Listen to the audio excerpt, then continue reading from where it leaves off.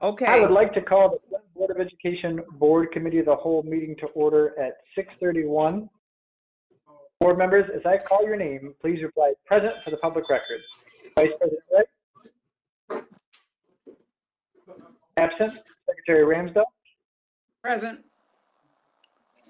Treasurer Green? Present. Trustee McIntosh? Absent. Trustee Perry? Present. Trustee Strozier?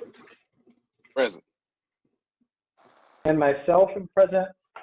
Vice President Wright, have you joined? Trustee McIntosh? Okay, so it does not appear that either one of them are with us. At this time, the board will hear any comments from the public. Public members that have joined our meeting remotely are able to submit their comments in the question section of this platform to have them read aloud, or may send an email prior to the meeting to fboe@flintschools.org. Members of the public are reminded that the Board of Education, by its bylaw 1370, are not obligated to answer questions, make statements, or commitments in response to issues raised by the public. In general, such issues will be referred to the superintendent for investigation, study, or recommendation. At this time, I'll ask Stephen if there are any comments from the public. Good evening. I do have a comment here from Lillian Yopp, Y-O-P-P. Her question, her statement reads, I had applied for the behavior specialist job listed. I sub-paraprofessional last year. Sorry, this window is really small.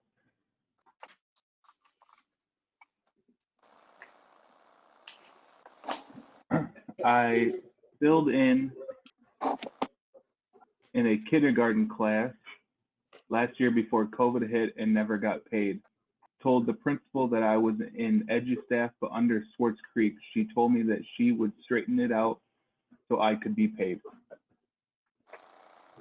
That is the end of the comment. Okay. Mr. President? Yeah. Could that inquiry be turned over to our HR department, Cassandra and Mrs. Washington, for further review? I don't think that's something we can actually deal with right now personally, especially dealing with issues with their finances or being compensated. Yeah, so if Ms. Washington, are you on right now? Yes, good evening, I am. Okay, perfect. You might do that for us, please. I'm sorry, President Lester, I didn't hear you. Could you repeat that? Do you mind taking a look into that for us, please? Yes, I will. Will you just shoot us an email and let us know what the resolution is and what was found out? Yes, I will do that. Thank you so much. You're welcome. Stephen? That is all for the comment. Okay, thank you, Stephen. The community is reminded that they may submit their comments by email to fboe@flintschools.org to have their comments at the next meeting. Thank you. At this time, I will turn the floor over to Trustee Perry for the Human Resources Committee of the Whole meeting. I'd like to call the Human Resources Committee of the Whole meeting to order. I would like to call upon Mrs. Washington to present action items for the board. We're dealing with action item 1.3, personnel recommendations. Mrs. Washington. Good evening.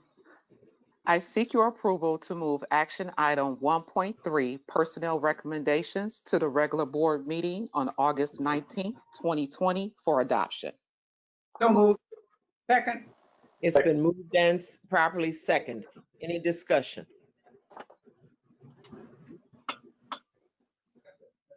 Seeing none, the motion to move action item 1.3, personnel recommendations, to the regular board for adoption will be conducted by a roll call vote. As I call your name, please say yes or no to approve this motion. President Lester? Yes. Vice President Wright? Yes. Okay, you're here. Okay. I will tell you that they shared Uh, oh, Secretary Ramsdale, Yes. Treasurer Green, Yes. Trustee McIntosh, Yes.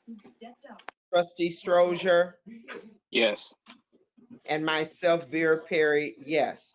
So it's a 7-0 vote to move this to the full, it passes, 7-0 vote, move to the full board. So saying that with the two that added on, we do have a complete board here tonight. Next is action item 1.4, authorization of payment for services rendered, Monica Wood. Mrs. Washington. Thank you. I seek your approval to move action item 1.4, authorization of payment for services rendered for Monica Wood to the regular board meeting on August 19th, 2020 for adoption. So moved. Second. It's been moved and second. Any discussion? Yes, Mr. Lester. Can I just get a quick recap of what this one and the next action item are? Just a quick explanation. I'm pretty sure I know, but I just want to make sure. It's been a minute, so I want to make sure that I'm voting properly on it. Yes, for Monica Wood, this is a payment for services rendered for attendance at board meetings in addition to the standard 30 board meetings that were agreed upon by the board in 2017. So this essentially is overtime pay or extra pay for the additional board meetings. So just quickly, within the board packet, it just talks about in 2017, Ms. Wood assumed both positions of the board secretary as well as executive assistant, and their administration requested an increase in her salary as well as a stipend for the attendance and services at board meetings. The calculation for the stipend was $100 per board meeting at an average rate of 30 board meetings. In 2019-20 school year, and this has been paid since 2017. So in the 2019-20 school year, the district had several more board meetings than the standard 30, which equal to a total of 25 additional board meetings. So at the rate that was agreed upon, the $100 per board meeting would be an additional cost outside of the 30 board meetings. And so we're requesting tonight payment for those services rendered for the additional board meetings. Understood. Any further discussion? Seeing none, all in favor of moving action item 1.4 to the full board, the authorization of payment for services rendered to Monica Wood. As I call your name, please say yes or no to approve. President Lester, Yes. Vice President Wright, Yes. Secretary Ramsdale, Yes. Treasurer Green, Yes. Trustee McIntosh, Yes. Trustee Strozier, Yes. and myself, Vera Perry, yes. The motion passes 7-0. Next, action item 1.5, authorization of payment for services rendered, Michael Mainbrook. Mrs. Washington. Thank you. I seek your approval to move action item 1.5, authorization of payment for services rendered from Michael Mainbrook to the regular board meeting on August 19th, 2020 for adoption. So moved. Second. It's been moved and properly second. Any discussion? Mr. Lester. Same thing. Can I just put them down on this right here? Yes, absolutely. So, Mr. Mainbrook previously served as the liaison between our partner Crim Foundation, Fitness Foundation, and the district in regards to coordination of physical education and community activities. And so during the 2019-20 school year, the Crim Foundation began transitioning their fiscal year, which is different than the districts. I believe theirs is in January and ours is in July. And so they began looking at transitioning in their staff. And as a result of them reviewing their organizational structure, some changes were made, and it impacted the district liaison position that Mr. Mainbrook was holding, thus discontinuing that service. At the same time, midway through the contract, the district had received a recurring finding around the CRIM contract, which we, are now addressing. And so we saw this opportunity to mitigate this this compliance issue and continue Mr. Mainbrook's contract by identifying him and transitioning him into the compliance administrator monitor position that is needed within the district to begin the evaluation, the supervision, and the regulation of the program through the end of the contract term. As a result of that, we've been able to begin the process of mitigating the finding and also utilize the current term of the contract. CRIM Foundation paid for services through their fiscal year, which was $5,000. And so, well, let me recap. The total amount of the supplemental service was $17,000. CRIM paid through the term of the services of $5,000, which resulted in a balance of $12,000 for the remainder of the school year. These services have been rendered in regards to the liaison services up to that certain point with CRIM, as well as serving as the compliance monitor for the district, getting the district into compliance with the evaluation and supervision of the program. And so $12,000 was remaining. Those services are rendered, and the district is seeking approval to pay the remaining balance for those services. Okay. Thank you very much. I'm not sure that I understand all that. Mm. I remember that we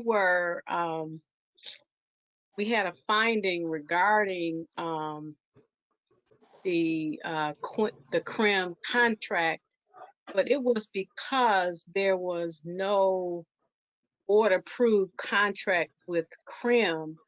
I didn't recall it having anything to do with personnel. It was just about the contract itself.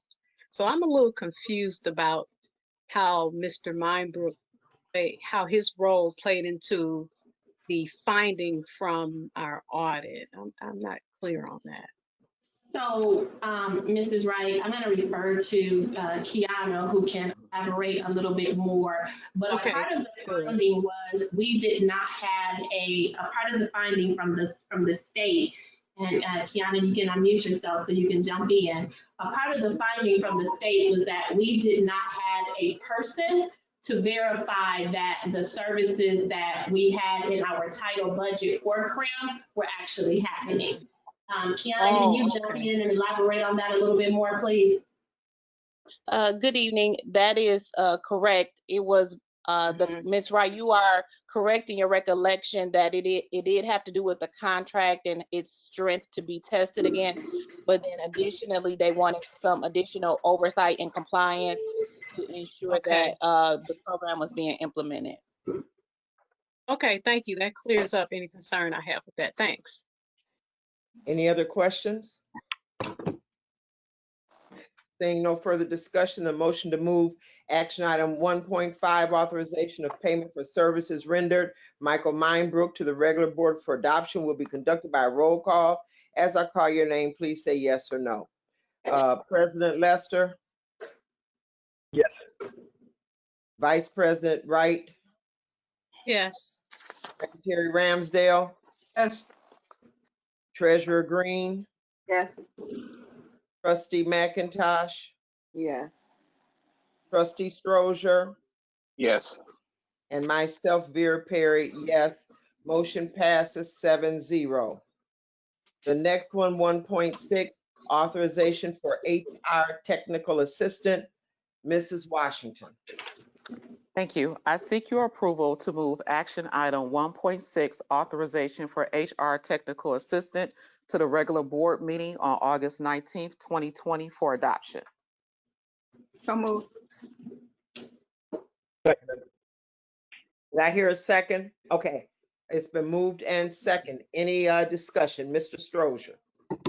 Quick question. I asked the superintendent this question the other day, and I want to get clarity from Mrs. Washington. This position that is currently being recommended, is it essential for us to get it right now? My concern is we don't even know what count is for this school year coming up.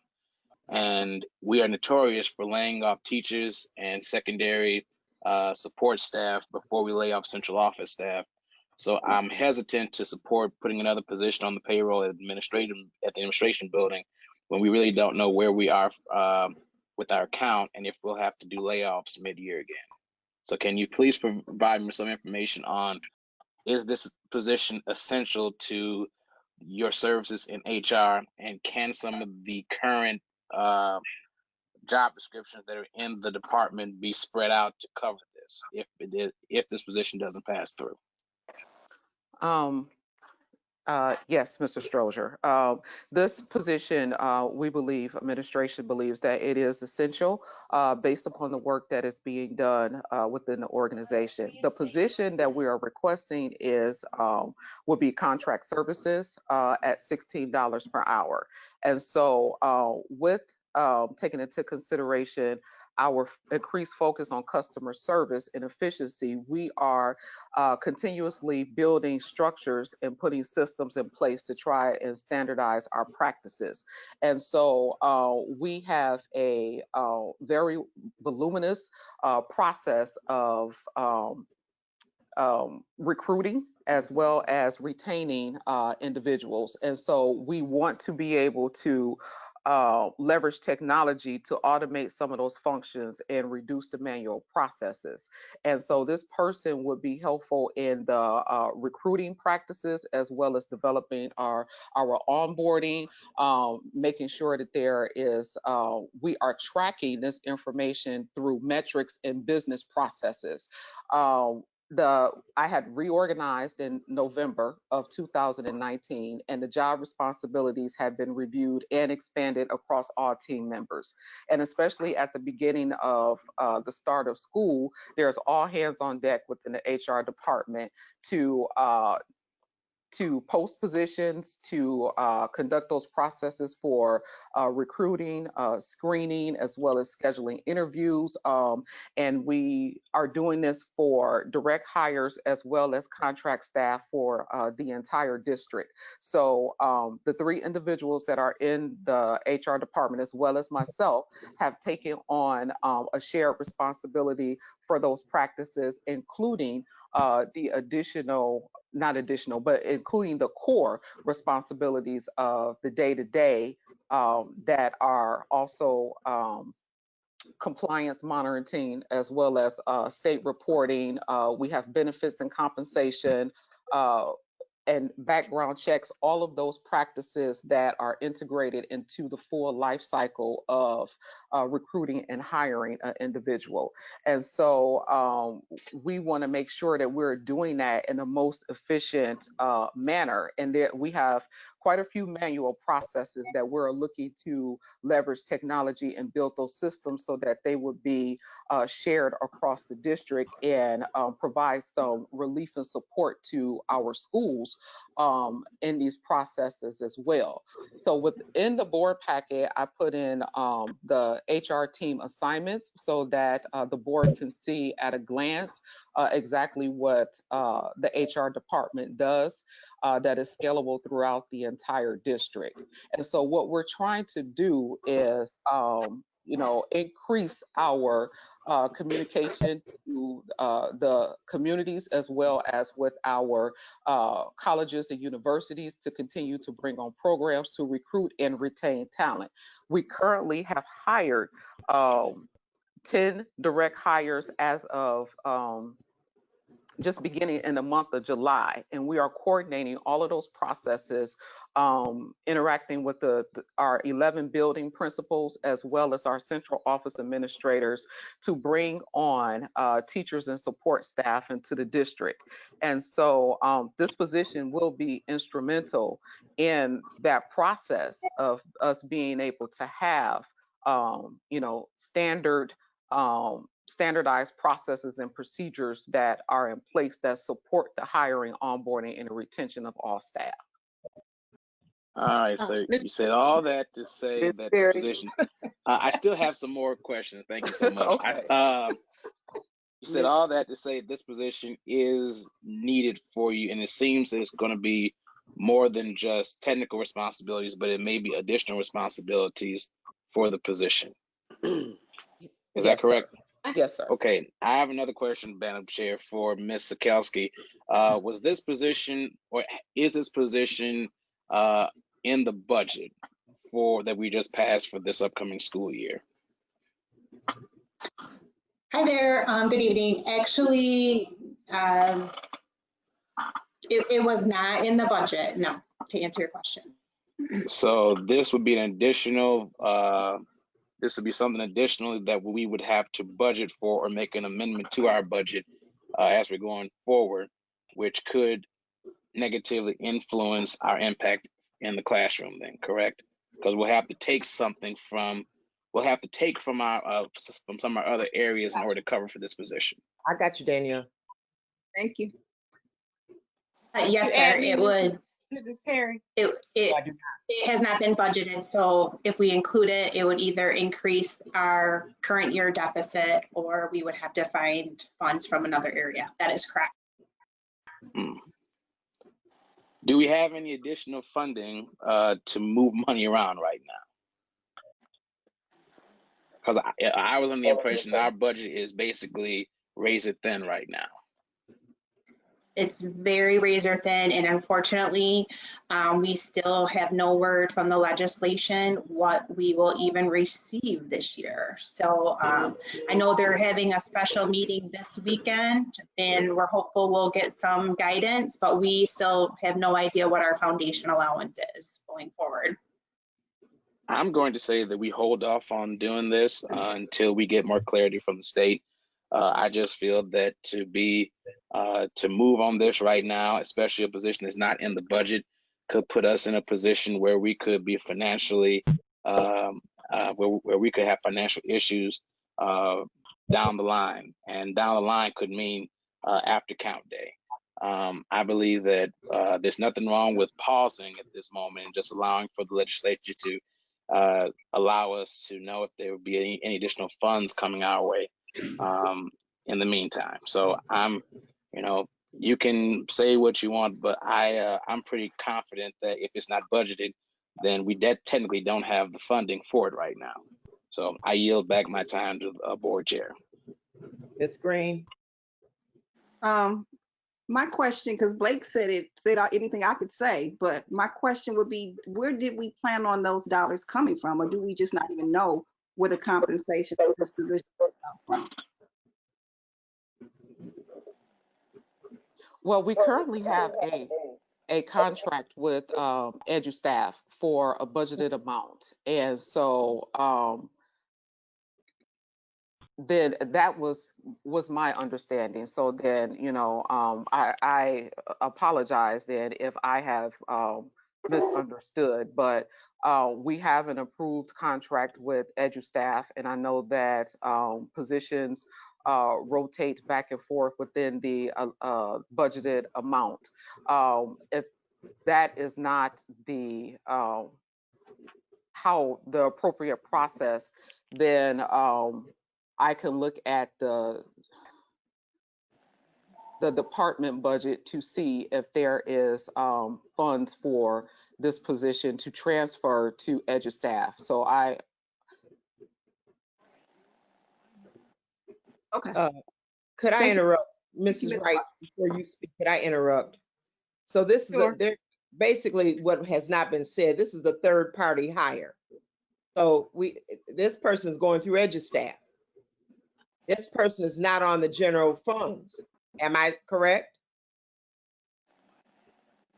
Hello? Yes, Ms. Perry, the person, it is a third party hire, and I indicated that in the beginning of the request is that this person will be EduStaff at $16 an hour. They would not be a district employee that would incur benefits and or anything like that. It would be the hourly rate for the position. Ms. Green? No, I was done. I just, it seemed like it's a lot of unknowns, or it's I not thought clear. it was me next. Because I heard her say it's a contract Oh, employee. okay. It's your EduStaff though. So, but okay. Thank you, Ms. Perry. Ms. Wright? Can you see my hand, Ms. Okay, Perry? No, honey, I don't see anybody but Casey, Danielle, Blake, and myself. Nobody else is showing up. So you'll have to say Ms. Perry. Okay, I'm sorry. Did you put me on? Yeah, I don't have my camera on. But so am I able to speak now? Yeah, you're speaking now. You know, I want to speak in support of HR and the acquiring of this position. I think everybody needs to remember that when the human resources You're breaking up, Mrs. Wright. Can't hear department you. was cut myself. Okay, can you hear me now? Yes. Yeah. How about now? Yes. Can you hear me? Yes. Okay, one thing I've noticed We cannot hear. hear me. We cannot hear you. I don't know what's going on. Well, hold on. Can you hear me now?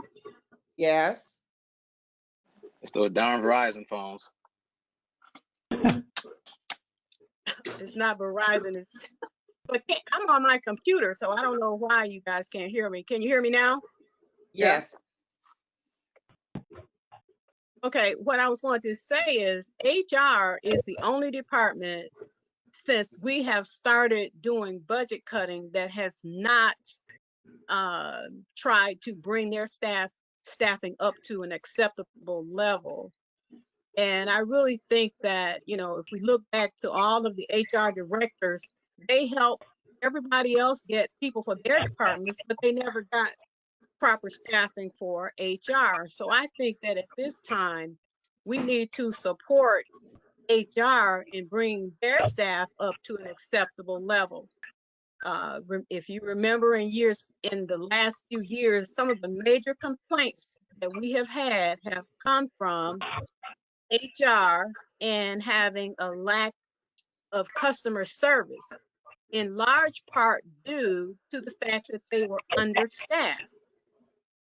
If you all remember, you had to ring a bell to get service in HR because they didn't have enough people in that office.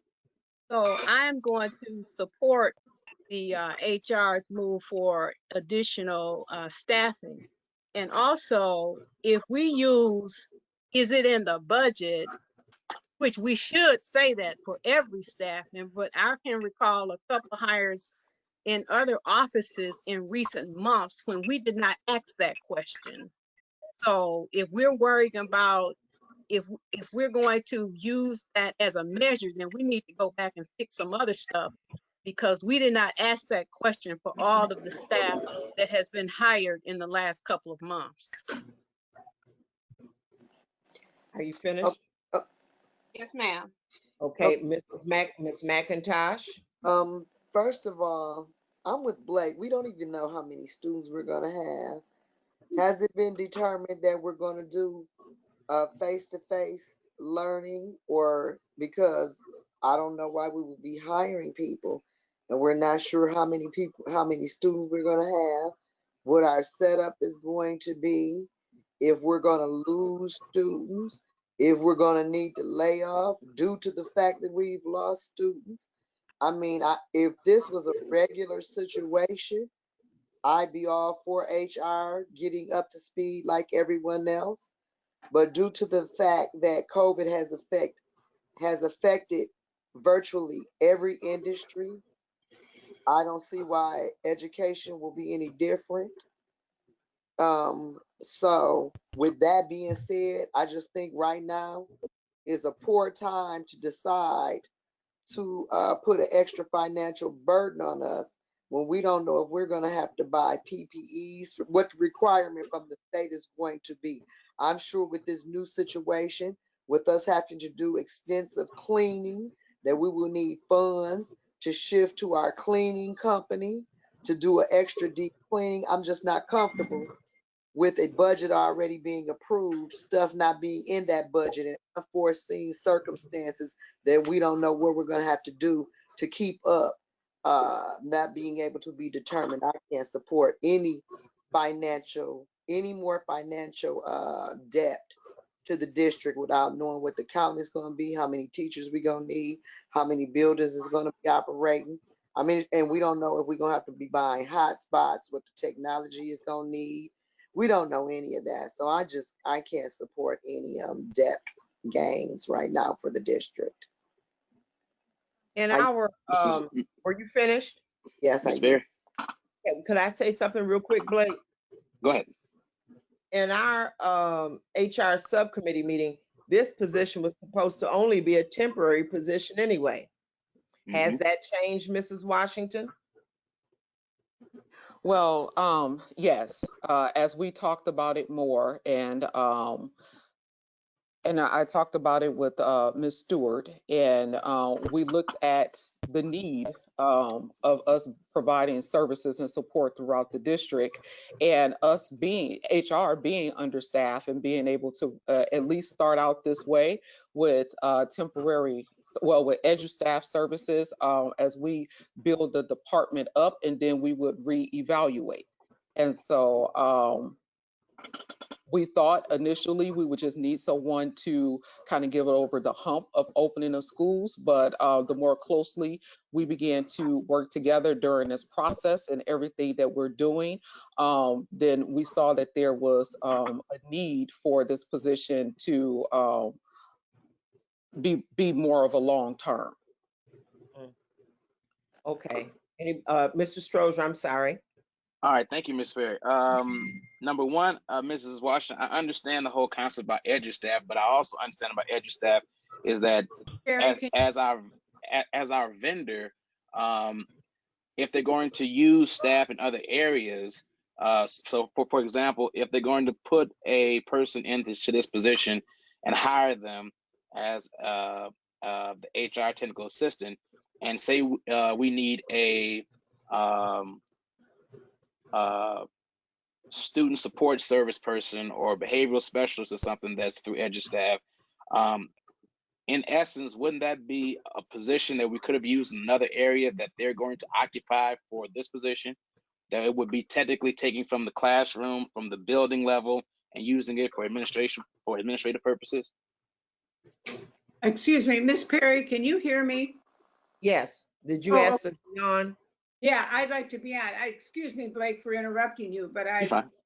yeah, Okay, as soon as Blake is finished, I'll get you. thank you. Mr. Stroger, I is my understanding it would be an additional allocation, an additional position, not one that would be utilized instead of someone in the classroom. So if we were hiring for 5 behavioral specialists, we would still be hiring for 5 behavioral specialists. But if that's, Mhm. go ahead. Sorry. No, I'm sorry. Go ahead, Mr. Stroger. But if that's the case, then technically that would be an additional cost to the district because that would be an additional person that would have to be hired, which would encounter us to put some more money either monthly or yearly for that additional person to be in the district. And especially if it was temporary, now it's permanent, that would be an additional cost to the district, correct? Yes, sir. I believe so. Yes. Okay, so that's the whole concept that I wanted to get to, is that this would be an additional cost to the district. And as Mrs. McIntosh said, this, you know, I totally understand the issues that Mrs. Wright put on the table, that the HR department does need assistance. I just believe this is poor timing to do so without knowing what will happen in the future, especially the fact that this position was started off being temporary, now it's full time.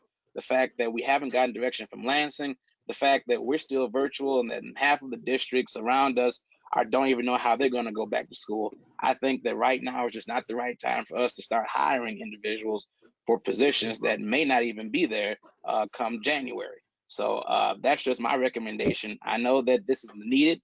Mrs. Wright, not but Mrs. Washington, you all do a wonderful job in the HR department. You have continuously done a wonderful job in spite of the lack of support with individuals. I just believe at this time we need to be more patient and see what the next step will be with our funding and with our population.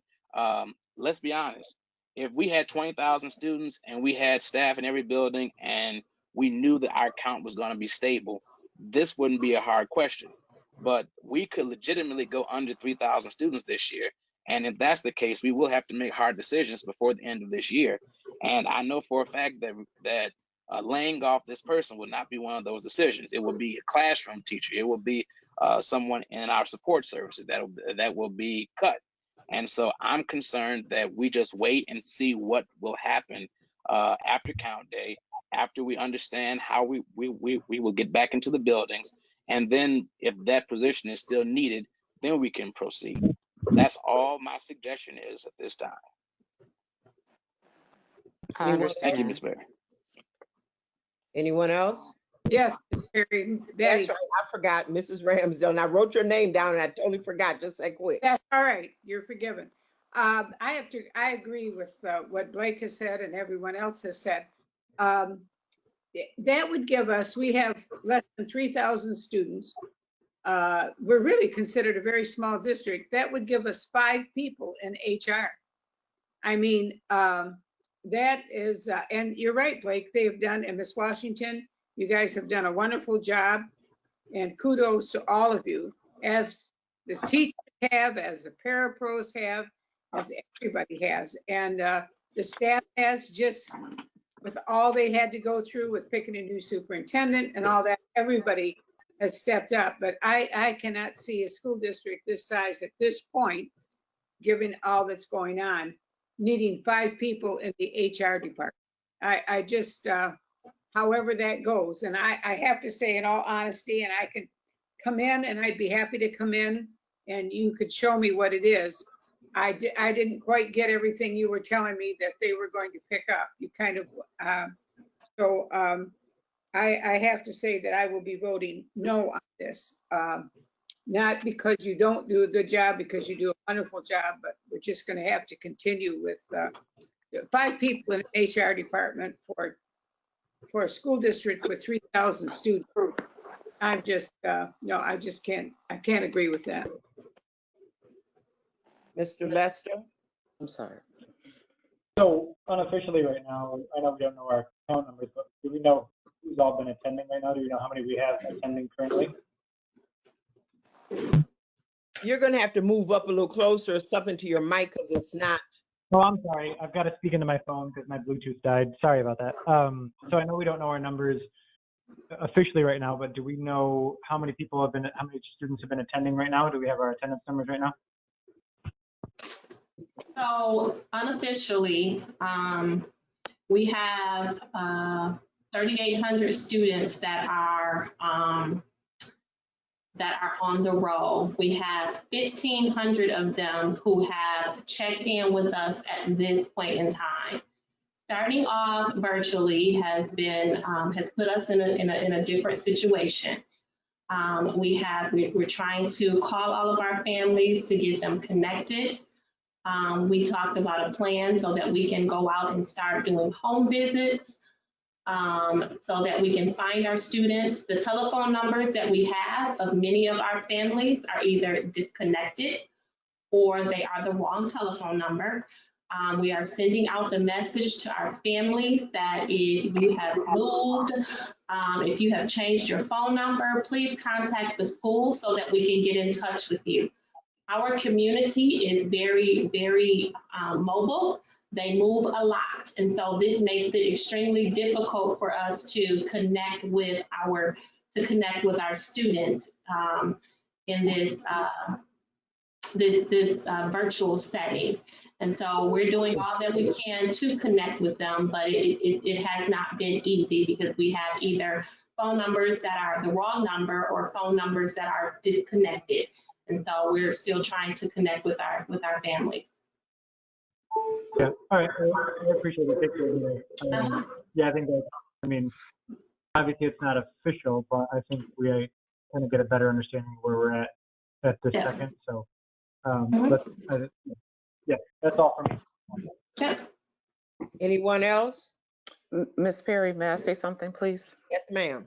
Okay, I truly, I understand, and I just wanted to just clarify one point that, you know, that would make 4 people in HR if this request was to pass, and also that if any event, hopefully not, because we're going to do all we can to get our students back connected into the school district, but any event that we had a lack of resources and there needed to be cuts, we would look at vacancies first, and then we would look at areas that did not impact the classroom.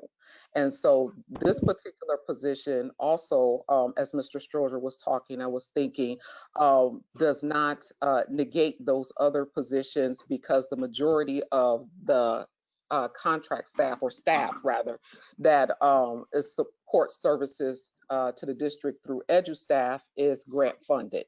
And so the focus on this position was to help to make sure that we are connected with ensuring that we have the appropriate staff on board to support our students and families, as well as being able to reach out to them, and also to support any initiatives that would make sure that we are attracting, recruiting, and retaining the best talent that would be instrumental in supporting our students' education through the various modes of instruction that the district would be providing.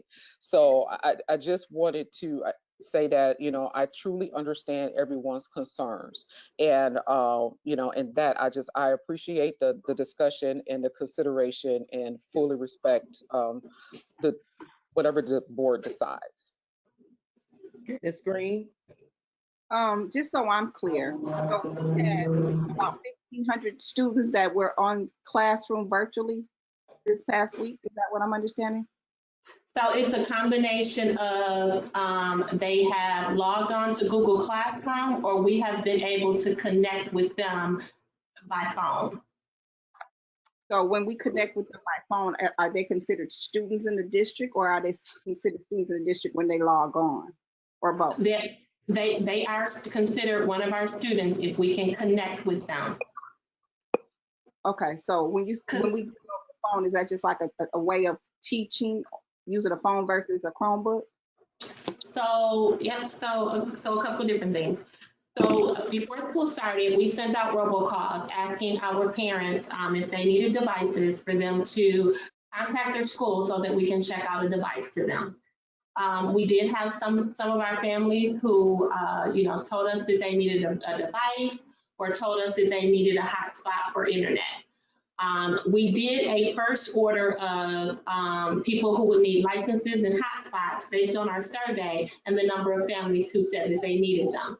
We have had an influx of families to say that they have needed them recently, more so than what we had when we made our order. So we have had to make an additional order of licenses and devices that we did this week. And we are continuing to check out devices to those additional families who said that they have needed them. So our families who needed them or who already had devices at home, we sent them emails, we called them, we made phone calls, just letting them know how they could connect with us on Google Classroom, because that is the platform that we are using, right? And so some of our students have connected to Google Classroom. Some of our students have not, and we've been calling them saying, hey, we missed you, we need you to log on to Google Classroom. So if we call them, if I call Danielle and I say, hey, Danielle, you weren't on Google Classroom on the first day of school, I missed you, join me. And you said, yep, yes, I'm gonna be there. I can say to you, okay, Danielle, I need you to do X, Y, and Z for your classwork. I can count that as a excused absence because I talked to you, but I can also count that in my enrollment.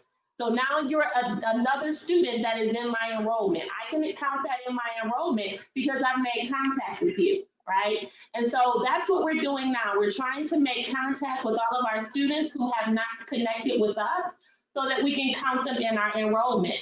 But because we have so many numbers that are either disconnected or they're now the wrong number, we can't make contact with our families. And so we're sending out robocalls telling our families, hey, we need you to connect with us. We need you to call us at the school so that we can tell you what to do. Once we make contact with you, we can tell you what to do. We can count you in our enrollment. But once again, because we have so many numbers that are disconnected or now they're the wrong number, our numbers are extremely low. So we're still reaching out to those families, and we have drafted a plan to make home visits so we can go and knock on doors to find our students and get them to connect with us. But the other thing that we have to change, I don't know if you guys remember, back in the spring, there was a no harm clause. If you didn't connect with us, that didn't impact your attendance, nor did it impact your grades. Some of our families still think that that no harm clause is still in place, and it is not.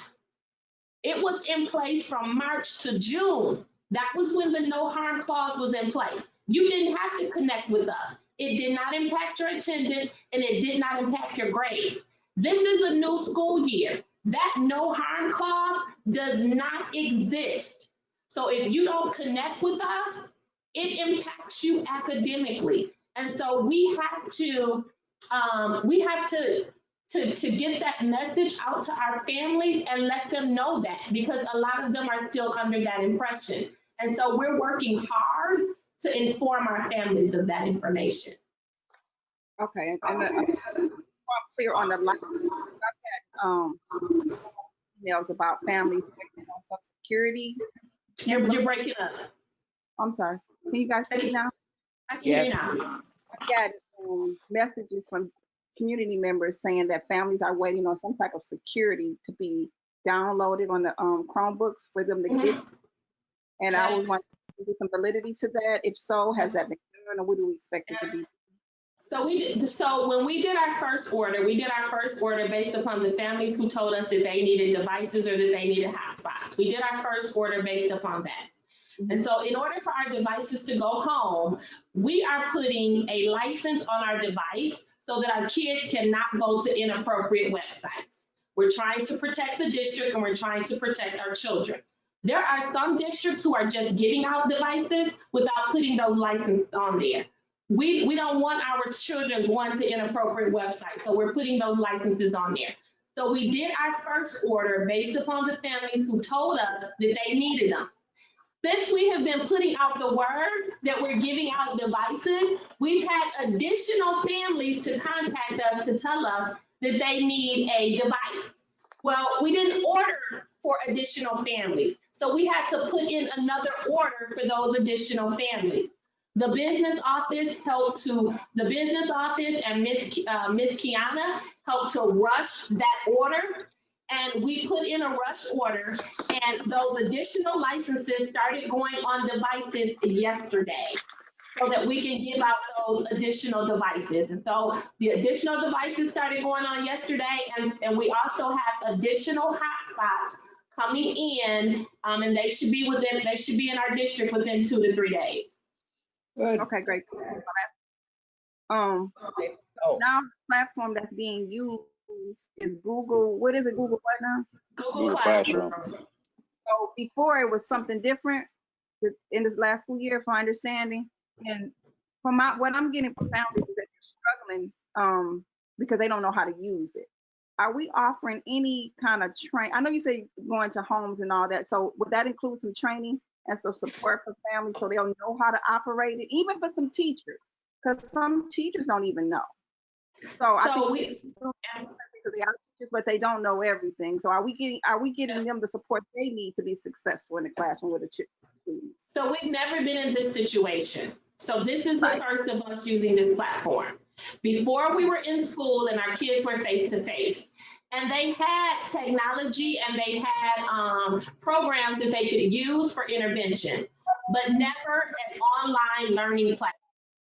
So at the end of the school year, when we shut down in March, our kids were just using the online programs that they had to do their work. But it wasn't an online learning system like Google Classroom. So Google Classroom is new to everybody because it's our online management system for learning. We have professional development that is happening for our staff. We have our staff who's calling our parents, those that we can get in contact with, and they're walking them through the process of how to get online. Our teachers have been doing a phenomenal job. I have to give kudos to our teachers and our additional staff in the building who's been calling our families and walking them through the process. So if you cannot get in touch with you because we don't have your number, please contact the school so that we have your correct number so that we can walk you through the process of how to get your child logged on to Google Classroom. We also are doing a parent university. I've been talking with Miss Kiana, who's over our family engagement facilitators. We're going to do a parent university so that we can have a training to walk our parents through Google Classroom so that they get comfortable with it. Some of our family engagement facilitators are doing a hands-down phenomenal job of doing Facebook Live and helping our parents get onto Google Classroom. Not saying it because he's a board member, but Mrs. Strozier over at Homes is the bomb. She does those Facebook Lives to walk her families through that. She's not the only family engagement facilitator that's doing that. We have staff that are going over and above to help our parents to get connected.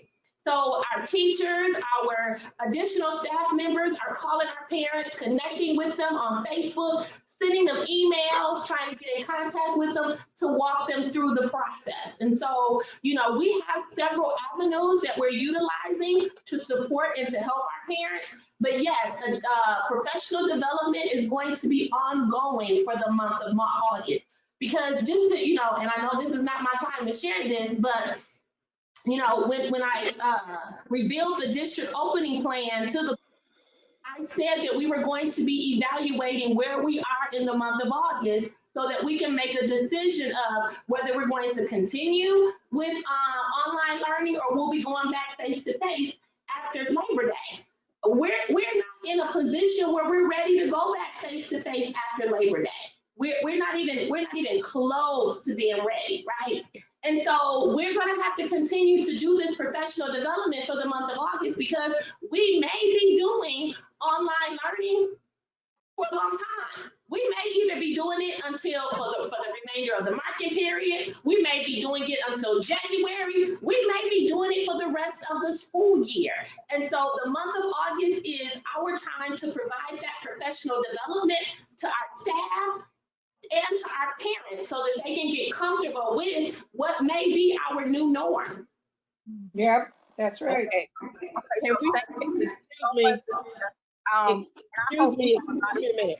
Excuse me a minute.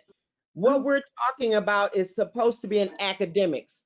We're off track for HR. So can we hold this for academics and continue with the HR stuff? I'm sorry, I just want to thank Mrs. Stewart for that information. I hope the families get that information so they can move forward and be successful. Thank you so much. Take a couple deep breaths. We are good. Thank you. Thank you, Ms. Green. Welcome. Okay. So are there any other questions about the HR technical assistant? Seeing none, I'm going to do a roll call vote. Say yes if you agree, say no if you don't. President Lester, No. what did you say? No, I'm sorry. I forgive me. Okay. I'm talking to the vice president. No. Vice President Wright, Yes. Secretary Ramsdale, No. Treasurer Green, No. where am I? Oh, Trustee McIntosh, No. Trustee Strozier, No. and myself, Vera Perry, yes. So the motion fails 5-2. Next is action item 1.7, authorization of payment of invoices for services rendered. Mrs. Washington. I seek your approval to move action item 1.7, authorization of payment of invoices for services to the regular board meeting on August 19th, 2020 for adoption. So moved. Second. Second. It's been moved and properly second. Any questions? I guess I have one. Could you tell us what those payment of invoices for services rendered, what some of those are, please? Yes, so the one for Sedgwick is a workers' compensation third-party administrator that we did not continue contract services for renewal for this school year. However, there was a fee that was charged for a cancellation fee, but also a fee to move data to our new workers' comp third-party administrator CRS, which was approved back in July. So the transfer of data fee to move the 10 plus years of data that Sedgwick had over to CRS. All righty. Any questions? Seeing none, roll call vote. President Lester, Yes. Vice President Wright, Yes. Secretary Ramsdale, Yes. Treasurer Green. Did I hear you say yes? Yes, ma'am. Okay. Where am I? Oh, Trustee McIntosh, Yes. Trustee Strozier. I didn't hear you. Yes. Okay. And myself, Vera Perry, yes. Motion carries 7-0. Action item 1.8, approval of insurance vendor agreements. Mrs. Washington. Thank you. I seek your approval to move action item 1.8, approval of insurance vendor agreements to the regular board meeting on August 19th, 2020 for adoption. So moved. Second. It's been moved and second. Any discussion? Seeing none, roll call vote. President Lester. Yes. Vice President Wright. Yes. Secretary Ramsdale. Yes. Treasurer Green. Yes. Trustee McIntosh. Yes. Trustee Strozier. Yes. And myself, Vera Perry, yes. Motion passes 7-0. Thank you, Mrs. Washington. This ends the Human Resources Subcommittee. I now move to the Governance Committee, and I don't know who to give that to, whether it's Mrs. Wright or Mr. Lester. Thank you. Mrs. Wright. Okay, thank you. At this time, I would like to call to order the Governance Committee of the whole meeting. Action items. We will begin with action item 5.1, Code for Student Conduct 2020-2021. Mrs. Stewart. Thank you. I would like to defer to Mr. Stewart. Mr. Stewart, can you please unmute yourself so that you can go through the code book? So am I presenting the entire, all the corrections? I mean, all the revisions to the board? Yes, that would probably be a good idea. They need to understand all the same things you presented to us in the meeting yesterday. Okay. So there you go. Thank you, Mr. Renard. So you can just scroll down to, this is the year that we're to revise this code of student conduct. We revise the code book every 2 years. And the process for that is that we create a team of principals and department heads of the sections in the code book. For example, a part of the team was Miss Carol, who is the director of learning support services, and Miss Tomasi, who's the coordinator for health services. So the sections that they were responsible for, they reviewed, and if there were updates, they recommended them. If there were some deletions, they recommended them. And so that's that's the process for a revision of the code book. So the team made recommendations. So this here is the code book. However, this is not the one that I gave you this morning, Monica. Monica one? Yes, sir. You want Stephen to display the one that came this morning, correct? That's the one that I made. Yeah, I made the updates even from last night's meeting on. Okay. Just give him 1 second and he'll put them out.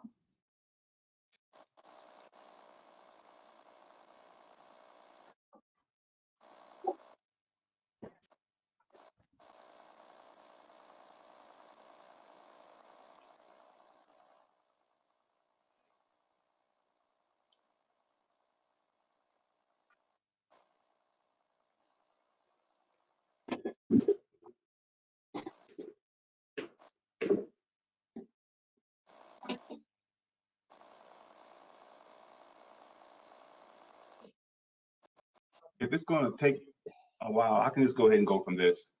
I just brought the one earlier so we can have all the updates. So I can go through this one. I know where they are. I mean, they're marked on this one as well. Excuse me, if I could interrupt 1 minute and just say, this was approved by the governance committee, and we went through it in great detail. If that's helpful to everybody else, it was well done, and it was approved by everybody by a unanimous vote of the committee. If that helps to then move it on, if that's helpful. I can go ahead and go from this one. That's okay. If you want to go ahead and scroll down, Stephen, that's fine. Sorry about that, Mr. Stewart. So this here is the school information list. All of this has been updated with the movement of principals and new hires. So where you see the red with Eisenhower TBD, actually on the updated version, Mr. Thomas' name is there. So any hire that we've done, this school information page has been updated. You can go ahead and scroll down.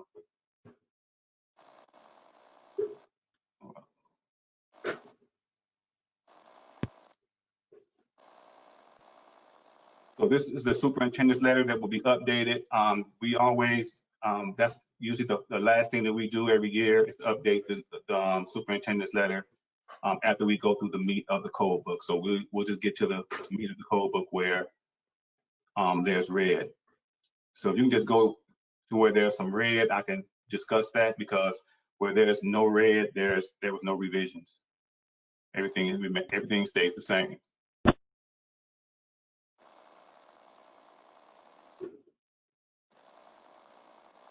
Keep going.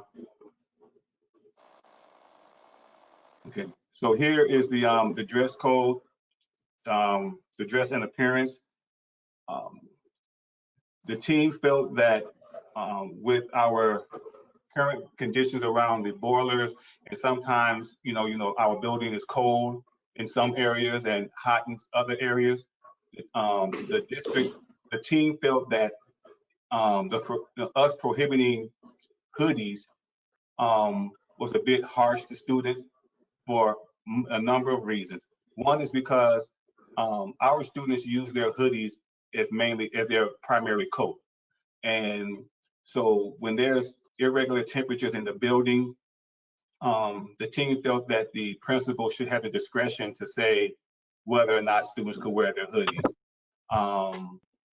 And that would be the only time if the principal, they will be able to wear their hoodies is if they get to the building and let's say the boiler is having some issues that morning and it's really cold. So then that principal would have the discretion to say that the students can wear their hoodies. So right here, if you look at the bullet, it said hooded tops of any type which can conceal the identity of a student or cause an unsafe condition, they are prohibited, right? And then you have in red in parentheses the exception. So last night, Ms. Wright made the recommendation to put to include during extenuating circumstances. So I made that correction. So it reads during extenuating circumstances,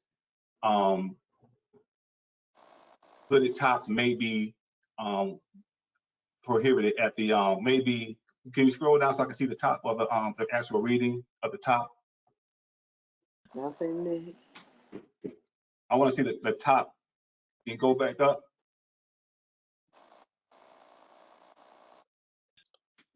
Okay, so it say be allowed in the building at the discretion of the building administrator.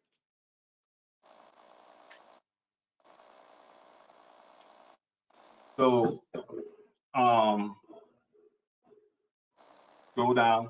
So with the pandemic, and we were planning to go back into the buildings in September, we knew that we had to come, the team felt that there needs to be some language to facial covering.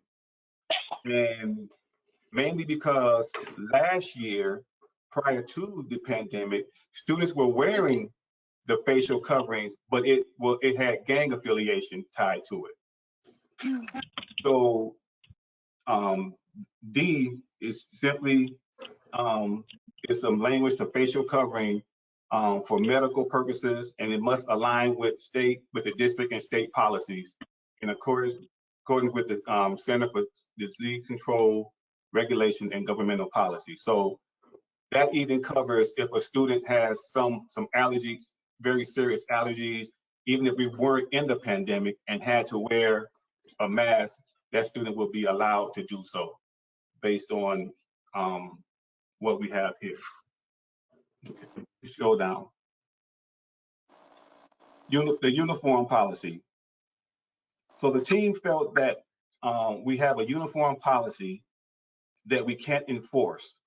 So their recommendation was that we have a uniform dress code for K-8 and that we remove the specific colors of white, yellow, or light blue and just put in the wording solid. Can you go back? Sorry about that. It's a little laggy on my end. Madam Chair, I have a question. Yes, go ahead. Mr. Stewart, just clarification. We had now K through 8 was for the dress code, and last year at the junior high school, Mr. Lang did anything but enforce it. Will we be enforcing the dress code for the 6th through 8th graders over at the junior high school for this year?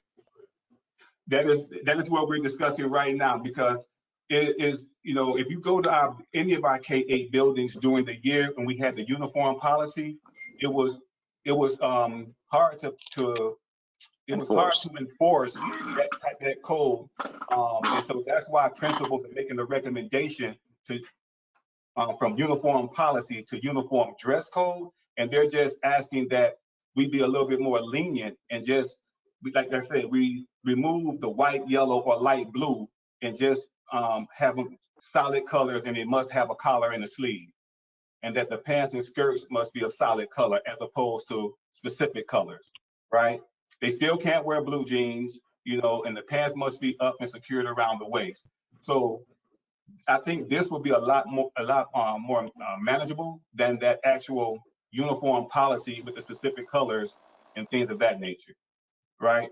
So, but we do ask that our principals, and you know, the enforcement of the dress code is based on, you know, the administrator in the building. And we have to definitely make sure that, like I said, and their hands are really kind of tied, because you really can't, you know, you don't want to send a kid home for not wearing the proper shirt or the proper color shirt. So that's why we had uniform closets, and people will, and the principals will go into the closet and provide them with a uniform shirt where the kid can stay, you know, stay in school. So that's why they want to recommend a uniform dress code for K-8 as opposed to a uniform policy with those changes to a solid color more so than specific colors. Okay, we can go ahead. We can scroll down.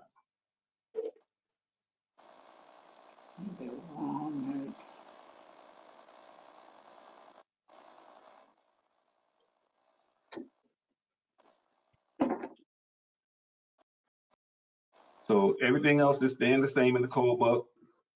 I think the next one would be, I think it's around the electronic devices.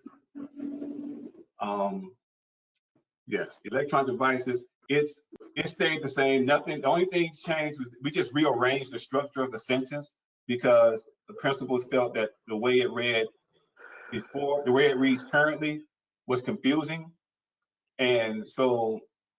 And then I found out how confusing it was for them, because when you visit some buildings, they would say, if I see the cell phone, I take it. Or if a kid is using the cell phone, I take it. It was different in each building. And then I would explain to them that a student can have a cell phone, they just can't use it. So it clearly states at the beginning of the sentence, the use of cell phones and other electronic devices is not allowed on school property or school buses during the school day. And then it goes into the list of those types of electronic devices. We also want to make clear that the district is not responsible for any of those devices if they're stolen, lost, or damaged, or confiscated, right? But there will be some times when a principal can allow the use of cell phones if they have a special project. Okay, you can move forward.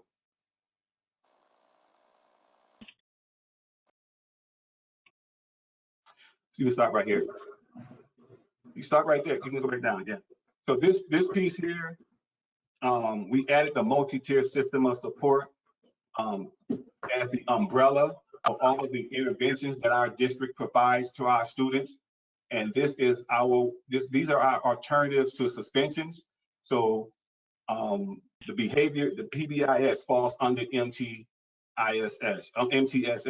So we added that so we can provide information to our parents on what MTSS means and how PBIS falls under the MTSS umbrella. So we added that to the code book.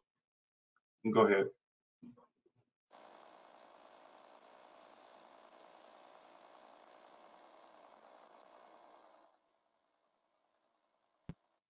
You can scroll down. Okay.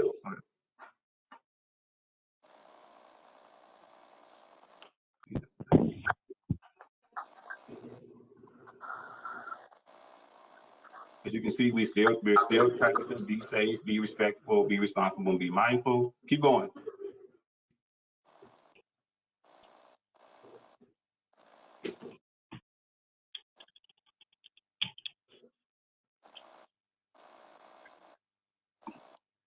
Okay, we start right there. You can start scroll down just a little bit more. So as a part of the interventions, we spell out our interventions in this section. We added restorative practices. We added the trauma care to dealing with students with trauma. So we added all of that to our code book as a part of the section under interventions. You can go ahead and scroll. You can continue. Go ahead.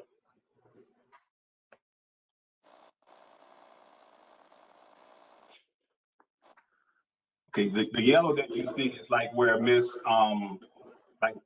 the Director of Learning Support Services felt that this portion was not needed anymore. It was obsolete, so we just deleted that information from the code book. Continue, go ahead.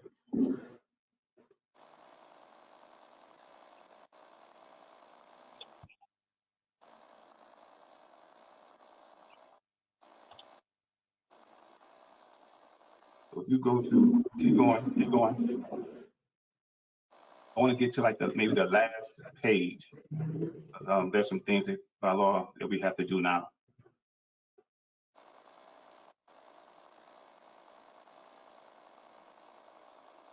Keep going.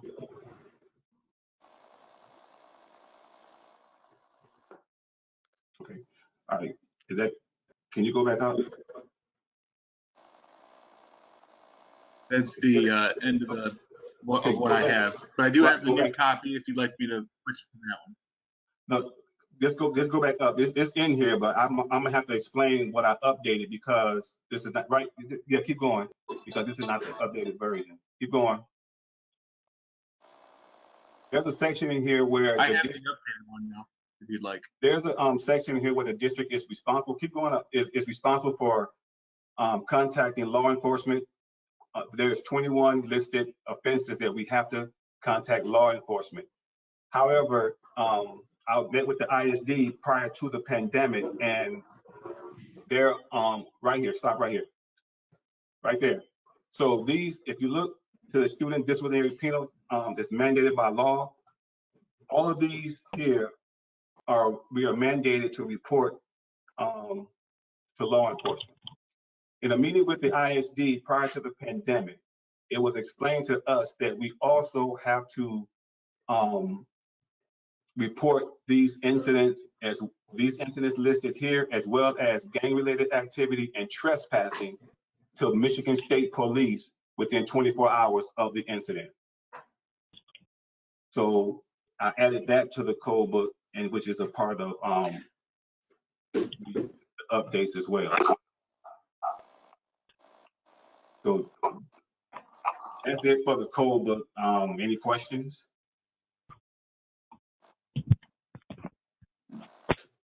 None on my side. Mrs. Stewart, if you do the request, and then we'll get the discussion part. Oh, okay. Yes. I'm sorry. My bad. I seek your approval to move action item 5.1, Code for Student Conduct, to the regular board meeting on August 19th. So moved. Second.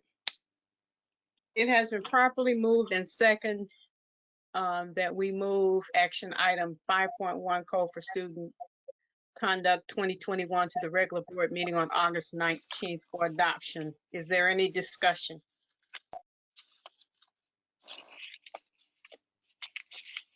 Is there any discussion? Because I can't see anyone, so if you're raising your hand or anything, you're gonna have to let me. Trust me, ain't nobody got to say no. Oh, okay. Okay, seeing no further discussion, the motion to move, the vote is on the motion to move action item 5.1, Code for Student Conduct 2021 to the regular board meeting for adoption. And we will conduct this vote by roll call. President Lester? Yes. Secretary Ramsdale? Yes. Treasurer Green? Yes. Trustee Perry? Yes. Trustee Strozier? Yes. And Diana Wright, yes. The motion passes. What about Ms. 7. McIntosh? Oh, wait. Oh, I'm sorry. I skipped your name. I'm sorry, Ms. McIntosh. I apologize. Trustee McIntosh. Yeah. Okay, I'm so sorry. The motion passes 7-0. Thank you, Mrs. Stewart and Mr. Stewart. Seeing no further action, I declare the Governance Committee of the whole meeting adjourned. I now turn the floor over to Treasurer Green for Finances and Operations Committee of the whole. Thank you, Ms. Wright. I would like to call the Finance and Operations Committee of the whole meeting to order. I would like to call upon Ms. Sikowski to present action items to the board. Good evening. I seek, Do I go ahead and start, Ms. Green? Yes, ma'am. I'm sorry, thought I jumped ahead. Good evening. I seek your approval to move action item 11.25, authorization to paint Brownell STEM Academy to the regular board meeting on August 19th for adoption. So moved. Second. Seconded. It has been moved and properly seconded that we move action item 11.25, authorization to paint Brownell STEM Academy, to the regular board meeting on August 19th, 2020. Is there any discussion? I can't see Mrs. Wright. I can't see you. So is any discussion, Mrs. Wright? You have any questions? No, none at all. Okay.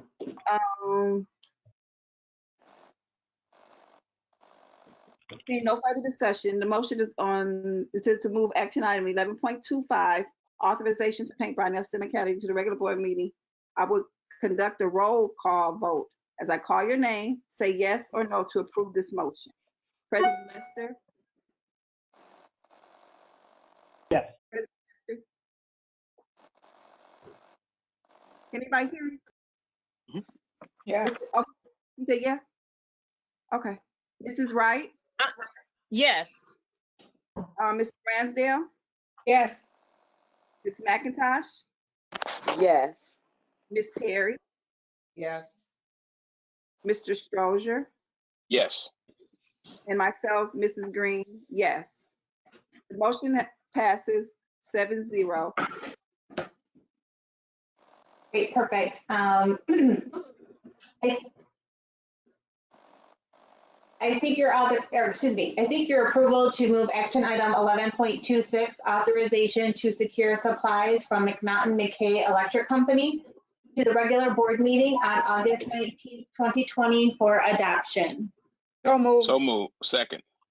It has been moved and properly seconded that we move action item 11.26, authorization to secure supplies from McNaughton and McKay Electrical Company to the regular board meeting on August 19th, 2020. Is there any discussion? Yes, I have a question. Ms. McIntosh? I'd like to know what kind of supplies are those? McNaughton McKay is an electric company, so this is just for very minor things. The resolution is just for $1,000. It's just so if the maintenance crew needs to go pick up, I don't know, a wire or a switch or some doodad, they're able to do that without coming to the board each time. It's just a very minimal amount. Okay, I was just checking because I'm knowing that you need a license to do real electrical work if it was for some serious money. So my next question was going to be, what electrician do we have on hand that we need supplies? But since it's just for $1,000, I understand. Okay, Yeah. thank you. Yep, thank you. Question I asked Ms. McIntosh, good question. Is there any more discussion? Seeing no further discussion, the motion is to move action item 11.26, authorization to secure supplies from McNaughton McKay Electric Company to the regular board meeting, adoption.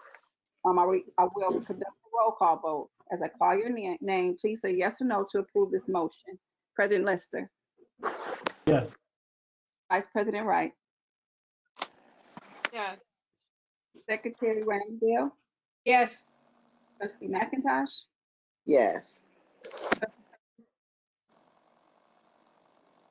Trustee Perry? Yes. Okay. Trustee Strozier? Yes. And myself, Danielle, yes. Motion passes 7-0. Okay, thank you. The next item is I seek your approval to move action item 11.27, authorization to repair Doyle Ryder's chiller to the regular board meeting on August 19th, 2020 for adoption. So moved. So moved. Second. It has been moved and properly seconded that we move action item 11.27, authorization to repair Doyle Ryder's chiller to the regular board meeting on August 19th, 2020. Is there any discussion? Mrs. Green? And no further discussion. Oh, sorry. Some discussion. Mr. Rozier. That's a question. I'm sorry, Mr. Stroh. Oh, you're fine. To Mr. Kelsky, has the work already been done, or is this work that's planned to be done over the next few weeks? It has not been authorized, and is my understanding is it has not been done. So we are waiting. You authorized last month to get them started, and then while they were out there to do that, then the repair was identified. So we got the quote and we're bringing it to you. Okay, thank you. Yep. Thank you, Roger. Is there any more discussion? Yeah, no further discussion. The motion is to move action item 11.27, authorization to repair door lighters to the regular board meeting for adoption. I will conduct a roll call vote. As I call your name, please say yes or no to approve the motion. President Lester. Yes. Vice President Wright. Yes. Secretary Ramsdale. Yes. Trustee McIntosh. Yes. Trustee Perry. Yes. Trustee Strozier. Yes. And myself, Danielle Green. Yes. Motion passes 7-0. All right, I seek your approval to move action item 11.28, authorization to purchase licenses from the state of Michigan to the regular board meeting on August 19th, 2020 for adoption. So moved. Second. Second. It has been moved and properly seconded that we move action item 11.28, authorization to purchase licenses from state of Michigan to the regular board meeting on August 19th, 2020 for adoption. Is there any discussion? Councilwoman, can you enlighten me, because I can't remember exactly what the licenses are. So can you just give me a quick overview of that, please? Sure. So we purchase various licenses throughout the year. We do childcare, we have boilers, we have a food one that we do. So we brought those kind of individually last year. And so I just was trying to just bring them all at one time. I looked at what we paid in the prior year. So these are obviously things that we're required to have through the state of Michigan. And just bringing them to you all at once. They're already in our budget that's been approved. It's just the actual purchasing of them now. Okay. Okay. Thank you, Mr. Kelsey. Is there any more discussion, guys? Yeah, no further discussion. The motion is action item 11.28, authorization to purchase licenses from the state of Michigan to the regular board meeting for adoption. I will conduct a roll call vote. As I call your name, please say yes or no to approve this motion. President Lester. Yes. Vice President Wright. Yes. Secretary Ramsdale. Yes. Trustee McIntosh. Yes. Trustee Perry. Yes. Trustee Strozier. Yes. Myself, Danielle Green, yes. Motion passes 7-0. Thank you. Our next is I seek your approval to move action item 11.29, authorization to execute CSM contract addendum 2020-2021 to the regular board meeting on August 19th, 2020 for adoption. So moved. Second. It has been moved and properly seconded to move action item 11.29, authorization to discuss CSM contract addendum 2020-2021 to the regular board meeting August 19th, 2020 for adoption. Is there any? I got a question. This is where we talked about the additional training that CSM will get between our buildings. They should be cleaned under the pandemic. Is that what you're doing, Mr. Kelsey?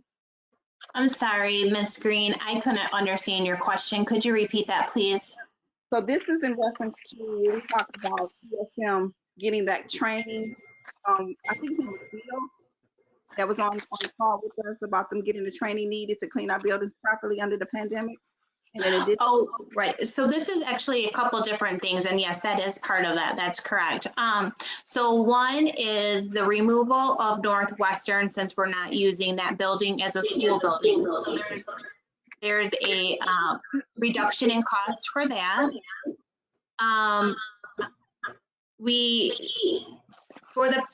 a little echo.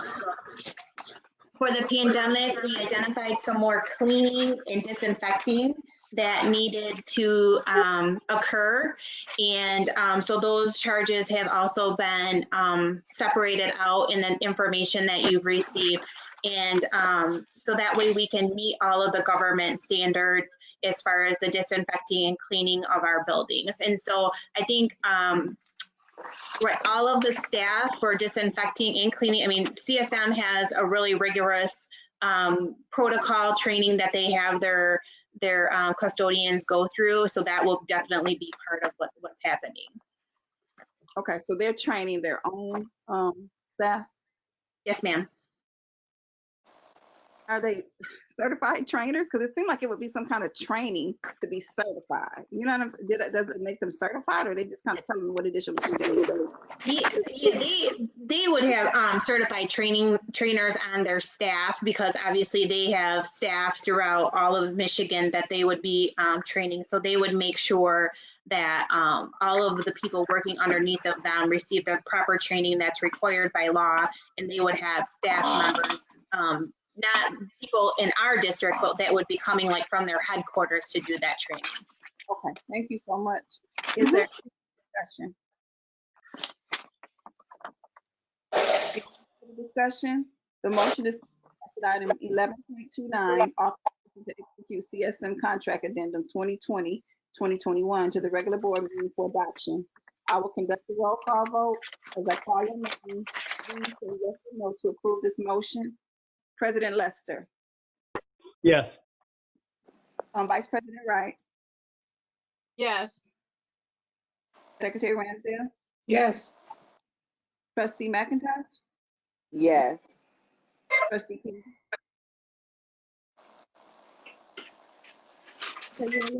Trustee Perry. Yes, your voice keeps cutting out. Yeah, I think that's both of ours. Trustee Strozier. Yes. And myself, Danielle Green, yes. Motion passes 7-0. All right, thank you. I seek your approval to move action item 11.30, authorization to purchase school dude maintenance software, to the regular board meeting on August 19th, 2020 for adoption. So moved. Second. It has been moved and properly seconded that we move action item 11.30, authorization to purchase school dude maintenance software, to the regular board meeting on August 19th, 2020 for adoption. Is there any discussion? Yes. Ms. McIntosh. What type of software is this that maintenance is going to have to be required to have? And with the outside company handling our maintenance, who is using this software on behalf of our district? Because I know we're not buying no software for no other company. That's Bill. Bill, who was on the meeting last week. Mr. Koski, you can answer that, please. Yes, sure, absolutely. So this is a software that we would be using internally. So this is a great tracking software that principals and secretaries would be able to log in any maintenance issues that they have at their building. So this will give us a written record of like open tickets, if you will. And so if they have a light out or a plug sink or something along that line, or we're even going to be able to use it to order PPE. So if a building needs more sanitizer or office supplies, we have we just had 720 cases of paper delivered to Northwestern, and if they need a pallet of paper, we'll be able to do it through this maintenance software, and it's a really nice tracking mechanism. So we can't, that way we're not losing the paper request to have that sink unplugged. Everything is digital. It's easier to track. Bill obviously will be the one working, he'll be directly, Mr. Chapman, I apologize, will be directly involved with that. He'll be working with Ray to communicate that and to get it out to the buildings, whatever they need. So there'll be lots of people to see it.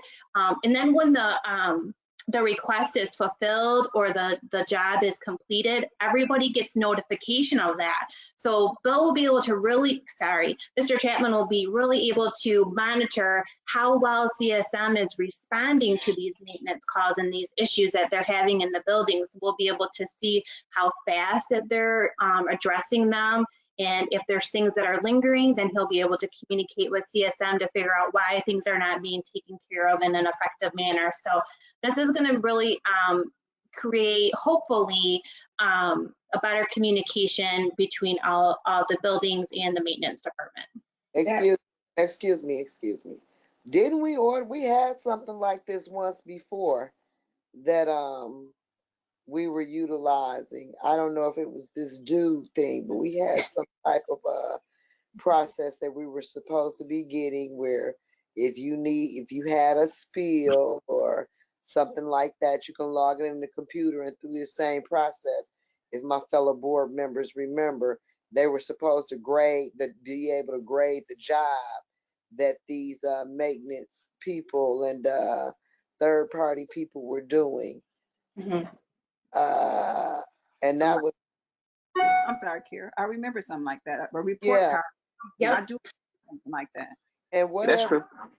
So is this something different, or did we already purchase this? Because we've changed administrations. I don't want us to be purchasing stuff that we've already purchased, because this sounds like so duplicately Duplicate. Yep. I think you're right, Mrs. McIntosh. I believe that I've heard through the historians in the district that we had something, perhaps even School Dude in the past. It is a yearly subscription, so even if it's been used in the past, it's not something we would still, we would still have to have a charge because we're buying it for this fiscal year. So again, software is great, but we got to use it. So hopefully, Mr. Chapman is able to work really well with our principals and the maintenance department to ensure that we're using it. It's definitely the goal to have this and to use it, not to buy it and let it sit on a shelf and not get implemented. That's definitely not what we want to see happen. So, okay. But it's a process that we still have to renew every year anyway. So we'll be hearing this recurrently each year. Okay. Correct. Yeah. Mm-hmm. Yep. Thank you. Mr. Lester.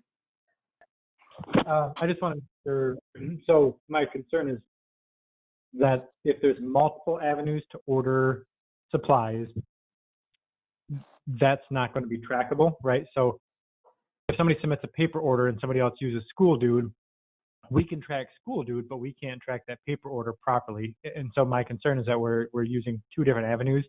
I know you said we're going to try to make sure that this is the only avenue, but I would like to advocate that this be the only avenue, because if we're going to spend any money on this program and it tracks the use of supplies, we could potentially have a net zero increase if we save the money on supplies. Does that make sense? But I just want to make sure that we're not spending money on something that could potentially be used. I want to make sure it is the option to use. So I don't know what your thoughts are on that.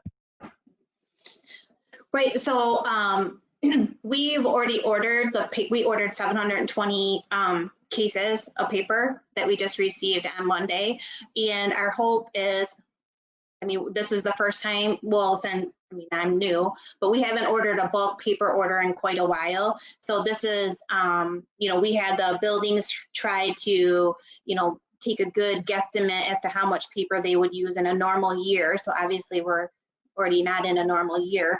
But what I meant by that is they would order, like if they're down to their last few boxes, they would order another pallet. We already have purchased the paper. So it's not that they're purchasing paper, it's just that they're ordering it to be delivered from Northwestern. And also that's where our sanitizer is. So if they're needing that and the wipes, they're all being stored at Northwestern in a locked room. So we can monitor that, and then we'll be able to, because we're trying to buy it in bulk, because obviously that's the cheapest way to buy these items, you know, to get the best deal is to buy a larger quantity. And we know that buildings don't necessarily have the storage room, and we have Northwestern, which has lots of storage area. So this is how they'll be able to, when I mean order, I mean just order from us, from Northwestern. That was, yeah, I have a question. This is right. That's if Ms. McIntosh is finished. Oh, I'm sorry. I thought Lester was. It was. I wanted Yeah. to ask, I also want to ask Ms. Bukowski, is this system sophisticated enough? Hold on, Ms. McIntosh. Mr. Oh. Lester, done? So what I was saying, Mr. Kelsey, is Oh. so yes, that they are. Yes, I know we already have the product, but let's say Classroom A orders, you know, I don't know, on January 1st, they order 6 packs of paper. And then a week later, they order another 6 packs of paper. And then a week later, another 6 packs. Classroom B only orders 6 packs of paper for a month. I want to make sure that there's not, that we can keep a good eye on that stuff. I know it's kind of nitpicky, but I'd like to be able to see, you know, if we have, I don't know, I just want to make sure that we're not just, I don't know, I don't even know how to properly say it, but utilizing while we already have it in place. I want to make sure that, you know, if there's somebody who's, I don't know, getting a bunch of wipes and taking them home for themselves, and we're not tracking that because there's multiple avenues of ordering or things of that nature. That's what I want to make sure that we're doing. Okay, perfect. Yep, I understand. I think at this time, our intention is that the requests are going to come directly from the principal, probably via the secretary, not the individual classrooms. But right, we'll be able to, if we're starting to get low on paper, any of our COVID supplies, we'll be able to, you know, because we have this system, we'll be able to run reports and get that information of like, okay, wait, why is the school with, you know, 30 teachers only ordering a case of paper, but the school with 10 teachers is ordered 50 cases, you know, so we can start to maybe ask those questions to ensure that supplies are being utilized for their purpose that was intended. So yeah, great question. And with this product, we'll be able to closely track that. Okay, is anything Mr. Lester? No, that's everything for me. So just so I'm clear before we get off this topic, so supplies will be housed in each building once they request or they're ordered for that building? Is that how it works? So I'm just referencing the paper and the COVID supplies, the disinfecting wipes, the sanitizer, those things are all housed at Northwestern just because we ordered in such a large quantity. But buildings like other teaching supplies, those are going directly to the building. So so this isn't for everything, it's just those items that we just ordered in bulk. I hope that answers your question.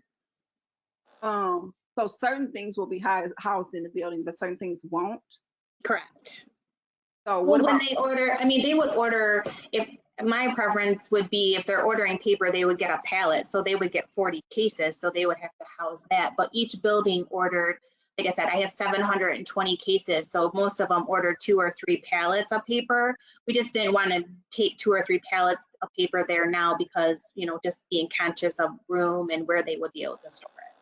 So will COVID supplies be housed in the building, like from masks or sanitizer or whatever we're mandated to have for our staff and students? Will those products be housed in the buildings? They can order, and it's not like one sanitizer. I mean, we would be bringing over boxes, but we're just not bringing over the whole thing that we've ordered now. And to be honest, I'm not 100% sure where the masks are being housed. Those could be in the buildings. Miss Eileen is taking care of that order, our nurse, because, you know, she, you know, that's more on her end. But the sanitizer and the wipes, because we bought in such a large bulk, we are just going to be, once, you know, we're just going to be delivering those to every, you know, to the buildings as they're requested, but not like on a piecemeal, not like, okay, 1 wipe today and 1 wipe tomorrow, not like that, but. Good. Because I just want to say, I think we need to house those type of supplies in the buildings for sure. Like I said, we don't need to do a whole pallet. but we do Mhm. need to be reasonable when Yeah, housing those, so they have access to them at a short note, at a moment's notice. Okay, absolutely. Mhm. much. Ms. McIntosh, did you want to finish up? And Ms. Wright, I'll get you right after her. All right. I no longer have a question, so just after Ms. McIntosh. I don't either. Okay. So is there any more discussion? Again, no further discussion. The motion is to move action item 11.30, authorization to purchase school dude maintenance software to the regular board for adoption. I will conduct a roll call vote. As I call your name, please say yes or no to approve the motion. Mr. Lester, Yes. Mrs. Wright, Yes. Mrs. Ramsdale, Yes. Ms. McIntosh, Yes. Ms. Perry, Yes. Mr. Strozier, Yes. and myself, Danielle Green, yes. The motion passes 7-0. Great, thank you. I seek your approval to move action item 11.31, authorization to reseal the gym floor at Southwestern Classical Academy to the regular board meeting on August 19th, 2020 for adoption. So moved. Can we get a, okay. It has been moved and properly seconded that we move action item 11.31, authorization to reseal the gym floor at Southwestern Classical Academy to the regular board meeting on August 19th, 2020 for adoption. Is there any discussion? I can only see Ms. Perry, so if you have a question, please say something. Is there any discussion? No further discussion. The motion is to move action item 11.31, authorization to reseal the gym floor at Southwestern Classical Academy to the regular board meeting for adoption. I will do a roll call vote. If I call your name, please say yes or no to approve the motion. President Lester? Yes. Sorry, I was muted. That's okay. Vice President Wright? Yes. Secretary Ramsdale? Yes. Trustee McIntosh? Yes. Trustee Perry? Yes. Trustee Strozier? Yes. Myself, Danielle Green, is yes. The motion passes 7-0. Okay, I seek your approval to move action item 11.32, authorization to repair the flagpole at Southwestern Classical Academy to the regular board meeting on August 19th, 2020 for adoption. So moved. Second. It has been moved and properly seconded that we move action item 11.32, authorization to repair the flagpole at Southwestern Classical Academy to the regular board meeting August 19, 2020 for adoption. Is there any discussion? Is there any discussion?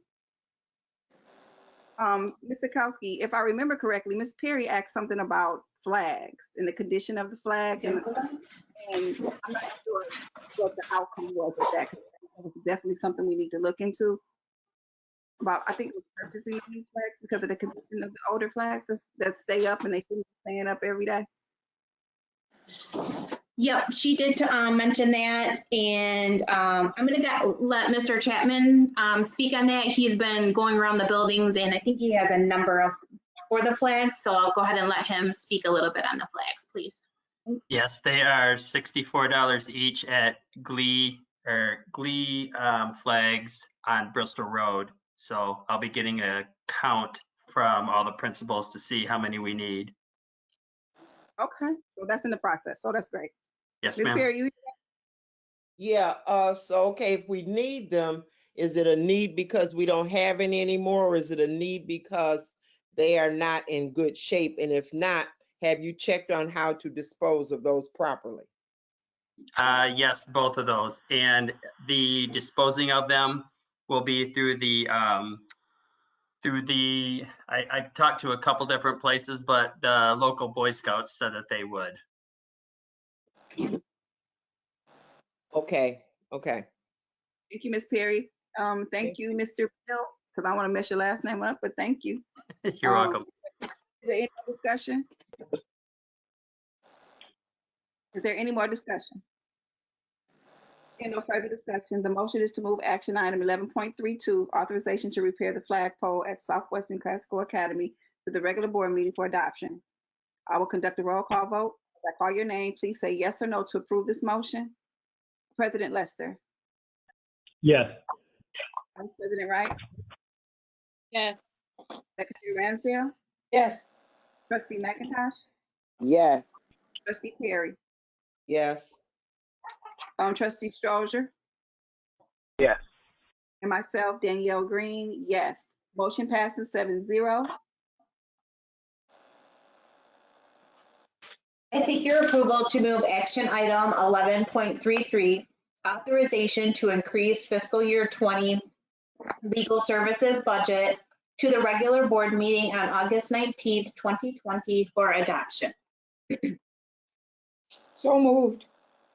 Second.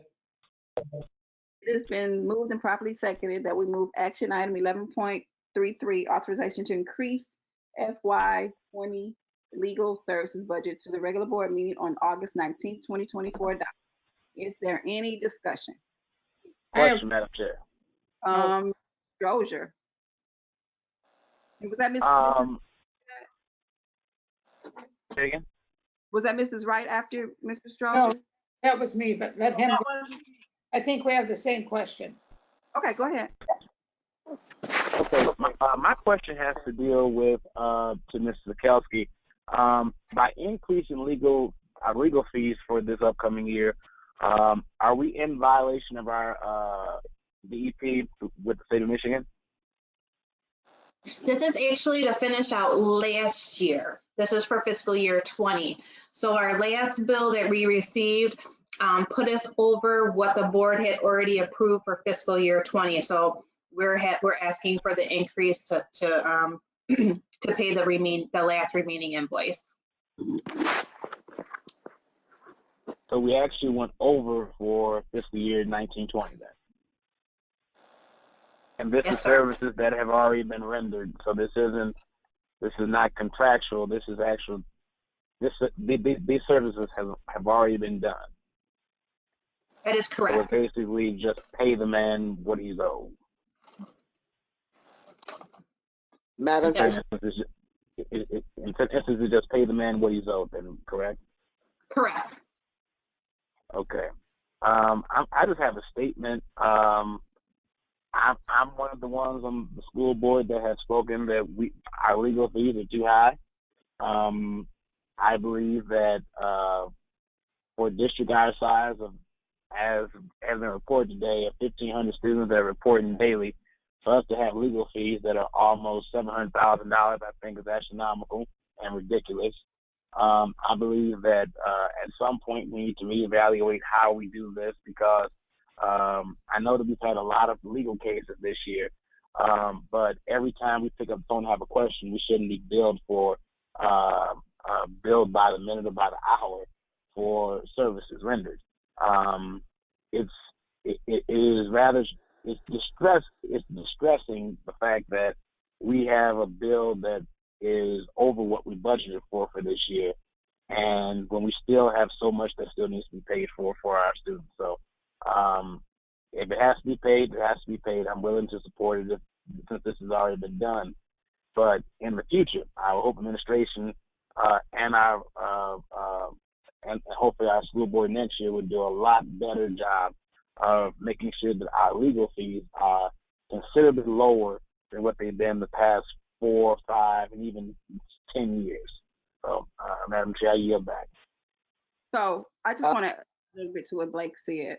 I've been one of those board members who have been nothing against anybody. It's just that I didn't understand why it was costing the district so much. And I think we had discussed Lester meeting with legal to work out a contract or some type of agreement so we can put a cap on this. I'm not sure if that happened, but if it has not happened, when will it happen? And if it didn't happen, why didn't it happen? Or can we make it happen? Mr. Lester. I'd like to be recognized as well. Yeah, I'm asking Mr. Lester a question. I'll get you after Ramsdale Care. So, Mr. Lester, Yep, Did that- so, can you hear me? Yep, I sure can. Yeah, so that happened, and then Carrie worked everything out with the other law firms, I believe, and then I reached out to Kendall. Kendall sent something over to myself and Carrie Sikowski to add a not to exceed amount, and then that was, Carrie, I believe that was sent back, correct?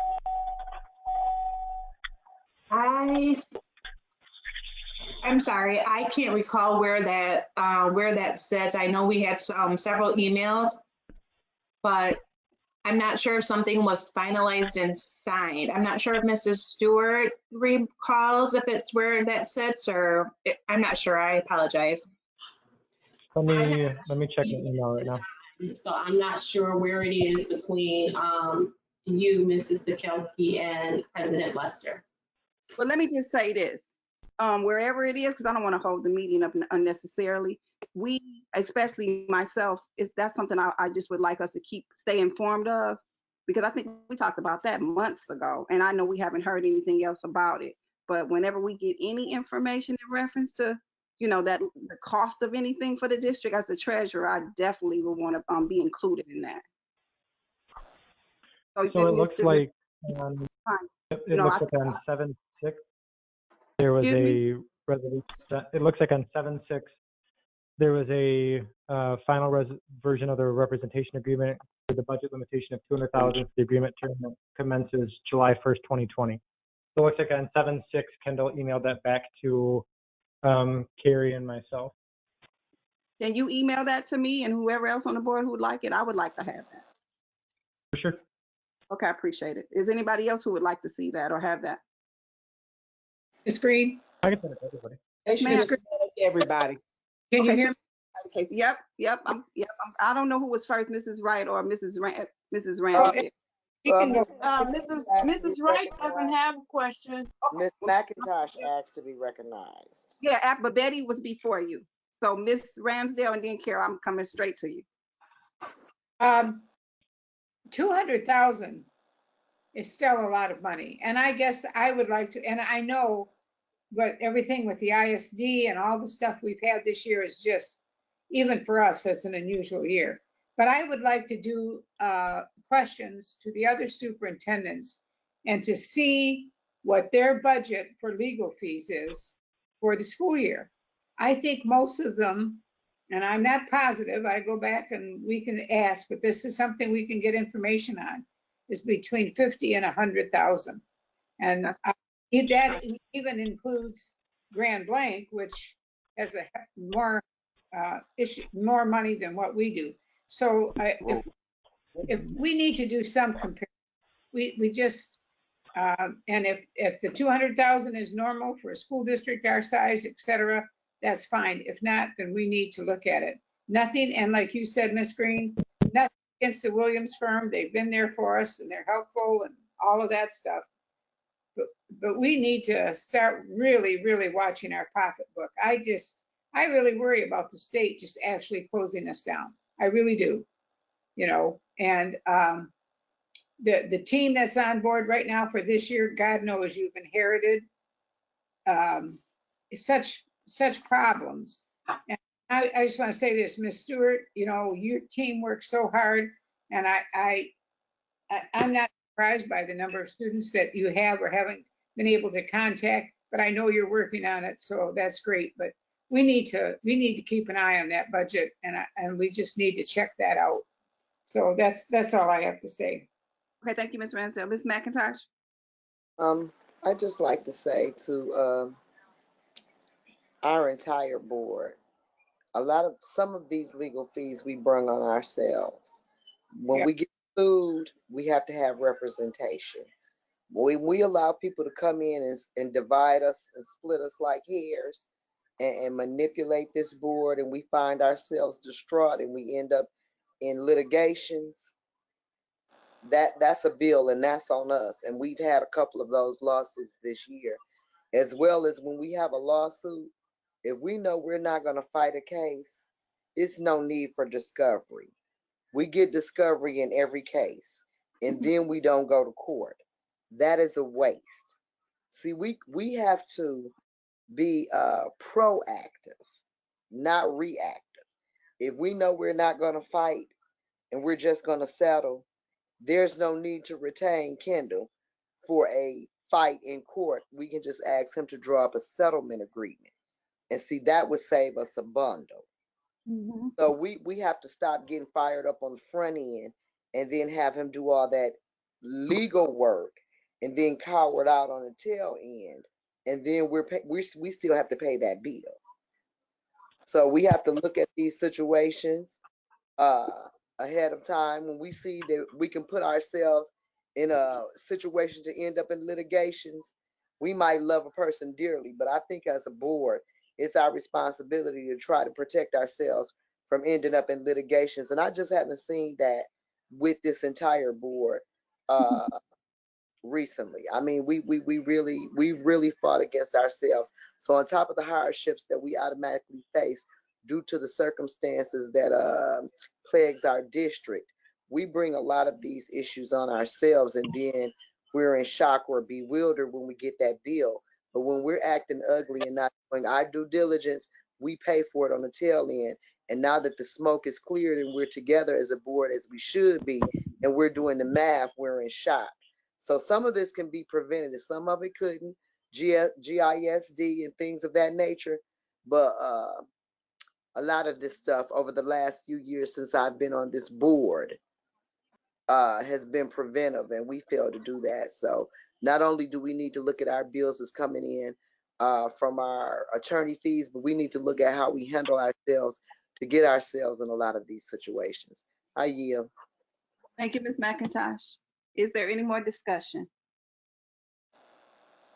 Ms. Green? Yes. Just to kind of tag on to what Mrs. McIntosh was saying, I totally agree with what she said.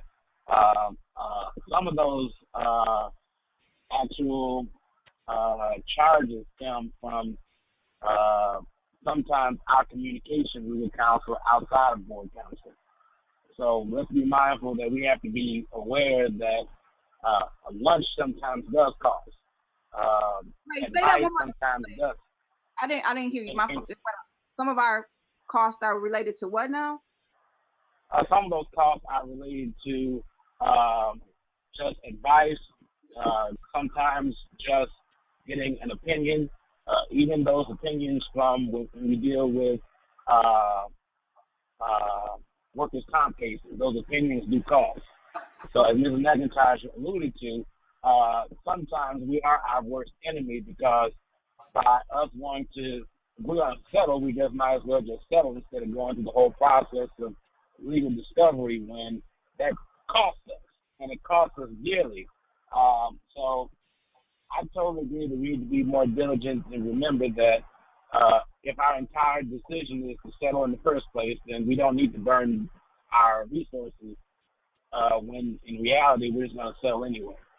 Or in reality, as I alluded to earlier, phone calls do cost. So advice does cost. To get advice from anyone nowadays, it does cost something. So just be more aware and more diligent that anytime we contact legal, there is a cost associated with it. Whether it's advice, whether it's opinion, whether it's just, I'm thinking about this, what is your thought? All of that costs, and it costs the district valuable dollars that could be used in other areas. So that's just my opinion. I totally agree with Ms. McIntosh that we have to be aware of that, because that is our Achilles heel. I have friends right now that call me right now. I'm thinking about building this. I'm thinking about doing this. What this is, my bill is $175 an hour. And I'll tell them up front, I can tell you, but I'm going to charge you.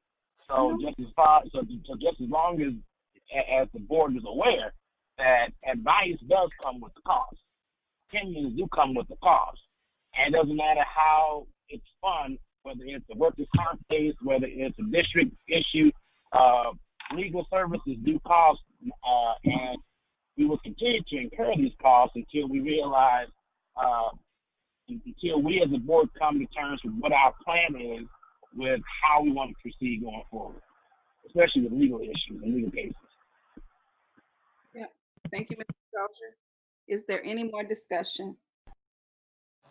And just so I'm clear, we're voting to increase last year's budget because of an overages that of services that have already been rendered, correct?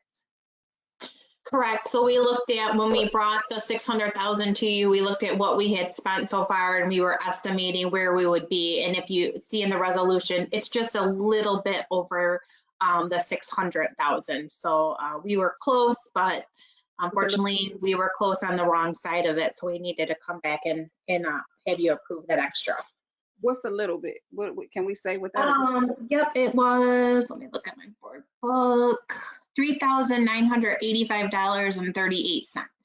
So that's it. And then we don't have any invoices that's out there that need to be paid from any legal, correct? Correct. Okay. Okay, thank you. Is there any more discussion? No further discussion. The motion is to move action item 11.33, authorization to increase FY20 legal services to the regular board meeting for adoption. I will conduct a roll call vote, and as I say your name, please say yes or no to approve this motion. President Lester. Yes. Vice President Wright. Yes. Secretary Ramsdale. Yes. Trustee McIntosh. Yes. Trustee Perry. Yes. Trustee Strozier. Yes. And myself, Danielle Green. Yes, motion passes 7-0. Okay. Lost my script. 1 second. All right. I seek your approval to move action item 11.34, authorization to pay for pavement of Potter School parking lot to the regular board meeting on August 19th, 2020 for adoption. So move. Second. It has been moved and properly seconded that we move action item 11.34, authorizations to pay for pavement of Potter's parking lot to regular board meeting on August 19, 2020 for adoption. Is there any discussion? Question. Mr. Strozier.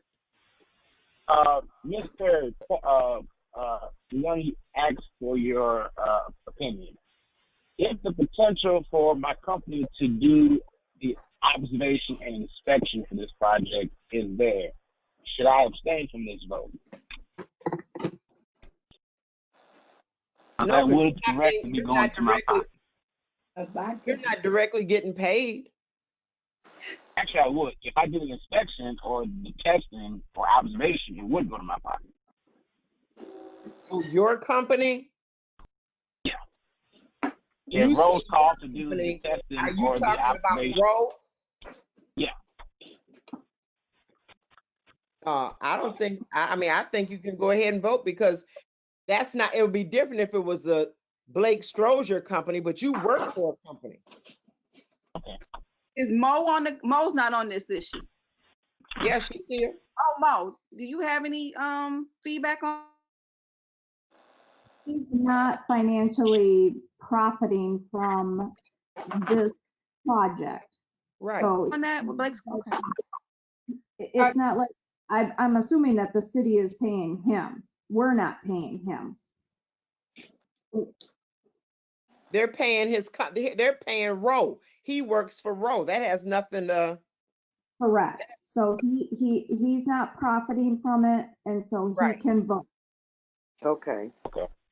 I just wanted to verify because just in case we get called in and the city's called us for a lot of those projects, I don't want any misgivings or anything that, okay, well, he's out there getting paid and he's on the board. So I just wanted to just verify. Thank you. Thank you for being upfront, though, Mr. Strozier. I commend you for that. Nope, we don't want no problem. I agree. Is there any more discussion? No further discussion. The motion is to move action item 11.34, authorization to pay for payment of Potter School's parking lot to the regular board meeting for adoption. I will be conducting a roll call vote. As I call your name, please say yes or no to approve the motion. President Lester. Yes. Vice President Wright. Yes. Secretary Ramsdale. Yes. Trustee McIntosh. Yes. Trustee Perry. Yes. Trustee Strong, Yes. myself, Danielle Green, yes.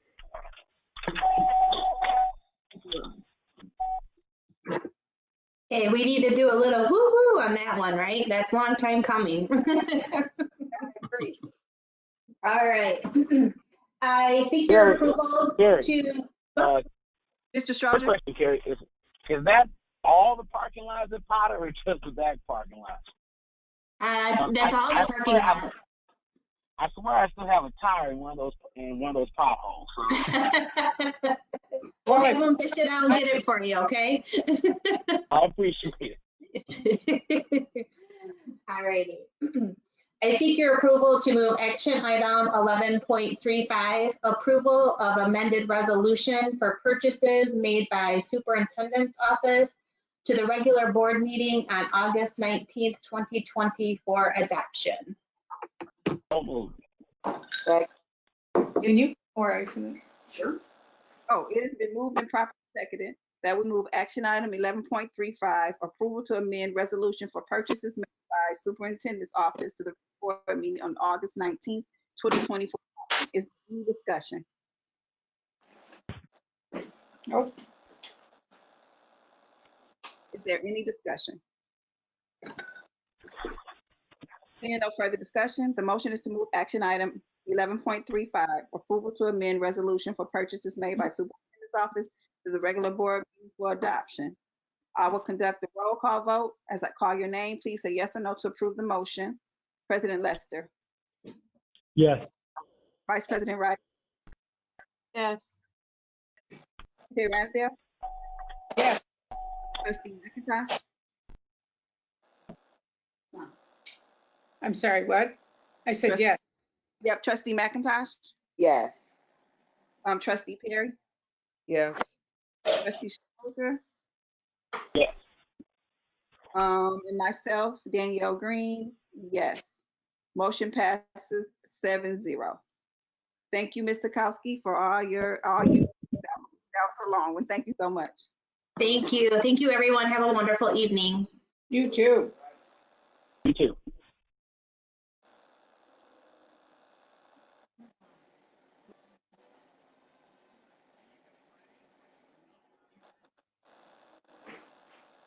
Danielle, did you already turn it over to me? I'm sorry, Mr. Lester. I now adjourn. Seeing no further action, I declare the Finance and Operations Committee of the whole meeting adjourned. I now turn the floor over to President Lester for the Board Committee of the whole portion of the meeting agenda. Sorry, guys. Thanks. Ms. Superintendent Stewart? Thank you. I seek your approval to move action item 21.8, authorization to fill library board vacancy to the regular board meeting on August 19th for adoption. So moved. Second. It has been properly moved and seconded. Is there any discussion? Yes. Go right ahead. Where is this librarian gonna be? And should we wait to find out if we're gonna do face-to-face before we hire a librarian? Because if we hire this librarian and we don't show up face-to-face, then we have somebody on our payroll at home collecting a check that doesn't even have to show up, and we could potentially save those few dollars. This is the Flint Public Library. Oh, yeah, this is library board. Yeah, we appoint someone to the library board every year. Oh, like we do for the yes, the Art Institute and stuff. Okay, I got tangled up. I'm sorry. I thought she was trying to hire a librarian for the district. Okay. No, Because I'm like, girl. Because Miss Stewart, I'm like, girl, you ain't listening. I'm not trying to find anybody else. Okay, thank you. Yes, okay, I'm sorry then. I stand corrected. that's quite all. Thank you, Ms. McIntosh. Is there any discussion? Seeing no further discussion, the motion to move action item 21.8, authorization to fill library board vacancy to the regular board for adoption, will be conducted by roll call vote. As I call your name, please say yes or no to approve this motion. Vice President Wright? She's gone. Secretary Ramsdell? Yes. Do we know who it is? Yeah, it was in the board packet. Okay, I didn't get that far. Okay, thanks. It's, Is it's it Miss Oh, Miss no. It's Miss Kale. Who? I'm sorry. Miss Kale. Okay. I Heather did. Kale. I did see that. Okay, I'm sorry. Secretary Ramsdell? Yes. Treasurer Green? Yes. Trustee McIntosh? Yes. Trustee Perry? Yes. Trustee Strozier? Yes. That's a Can I- yes for me. The motion, go ahead. Can I ask a question? Because it's in the board packet and we have that and we see it, but the community that's on the meeting, listening and watching, shouldn't we be saying the names for them? Is that something we shouldn't? Didn't we used to do that? We would say the names and Do stuff? that.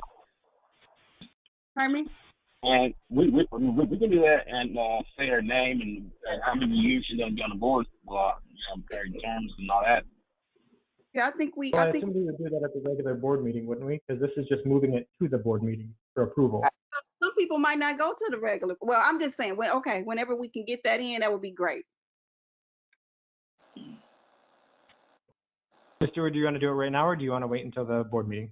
No, I'm just saying going forward. We don't, I mean, I'm not saying we got to do it now, but I'm just saying because I'm getting text messages and people want to know. Sure. So her name is Heather Kale. Oh, Heather. Heather, did you say oh Heather? No, I said, oh, I know her. That's Okay, yeah. So her name is Heather Kale. And Miss Kale, she's been reappointed for a 3-year term, which would end on September 30th, 2023. She's a very, very good candidate. She's just very involved in the community and whatnot, and has had a lot of experience and addition to the library board. She was on the board with me at the YWCA. So yeah, that's Heather. Yep. Yeah. She's good. She Yep. walks the talk. Okay, let's see. The motion passes 6-0. I'm sorry, yeah, 6-0. I seek your approval to move action item 21.9, boundary changes and adjustments for 2021 school year to the regular board meeting on August 19th. So moved. Second. It has been properly moved and seconded. Is there any discussion? Seeing no discussion, the motion to move action item 21. Oh, I'm on the wrong spot. Oh, no. Sorry. 21.9, boundary changes and adjustment for 2020-2021 school year to the regular board meeting on August 9th for adoption. So moved. Second. Sorry, the vote will be conducted via roll call. Yeah. Secretary Ramsdell? Yes. Treasurer Green? Yes. Trustee McIntosh? Yes. Trustee Perry? Yes. Trustee Strozier? Yes. And it's a yes for me. The motion passes 6-0. Thank you, Superintendent Stewart. Thank you. At this time, I'll turn the floor over to Secretary Ramsdell for the Academics Committee of the Whole meeting.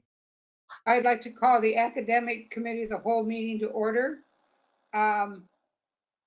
Ms. Murphy. Good evening, board.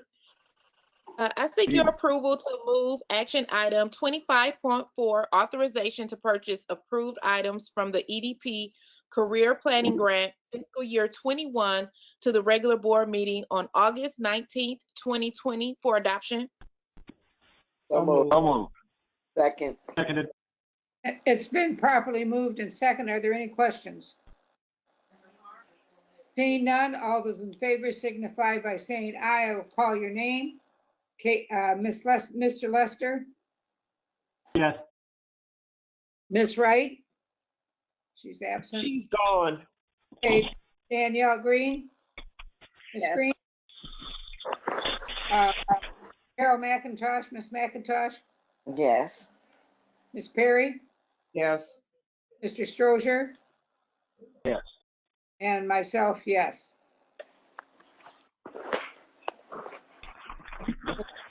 So moved. Next one. Is that still yours, Ms. Murphy? I Yes, believe. I seek your approval to move action item 25.5, authorization to purchase approved items from the consolidated application fiscal year 21 to the regular board meeting on August 19th, 2020 for adoption. So moved.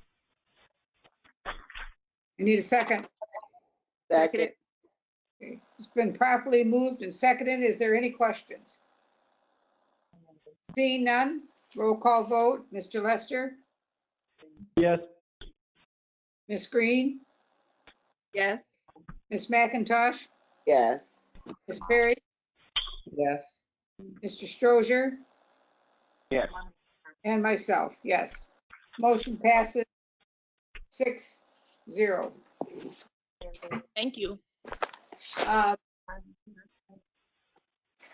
Ms. Kaczynski is the next person on the list. Good evening, Board. I seek your approval evening. to move action item 25.6, list of approved courses 2020 through 2021 to the regular board meeting on August 19th, 2020 for adoption. So moved. Second. It's been properly moved and seconded. Are there any questions? Seeing none, Mr. Lester, Yes. Ms. Green, Yes. Ms. McIntosh, Yes. Perry, Yes. Mr. Strozier, Yes. and myself, yes. Vote passes 6-1. Okay, 5-1, Miss Ramsdale, honey. no, there's 7 of us on. No, it's, Ain't Six of us. Miss Wright gone, ain't she? Yeah, yeah, well, that makes 6. it's 6-0. You're right, Miss. We were both right. Oh, I'm sorry. Ms. Kaczynski, go ahead.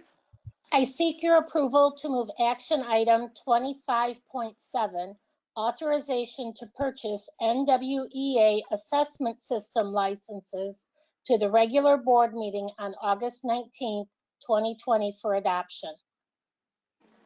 So moved. Second. Seconded. It's been properly moved and second. Are there any questions or discussion? Seeing none, Mr. Lester, Yay. Ms. Green, Yes. Ms. McIntosh, Yes. Ms. Perry, Yes. Mr. Strozier, Yes. and myself. Yes, vote passes 6-0. Again, Ms. Kaczynski, I seek your approval to move action item 25.8, authorization to contract with Amplify Education Incorporated for M-Class Dibbles Next for fiscal year 21 to the regular board meeting on August 19th, 2020 for adoption. I need approval and I need a motion. Oh, so Seconded. Okay, it's been properly moved and second. Are there any questions? What I want to know is, can any of us say the actual words? Mrs. Kaczynski, I give you credit for saying it. That was a mouthful.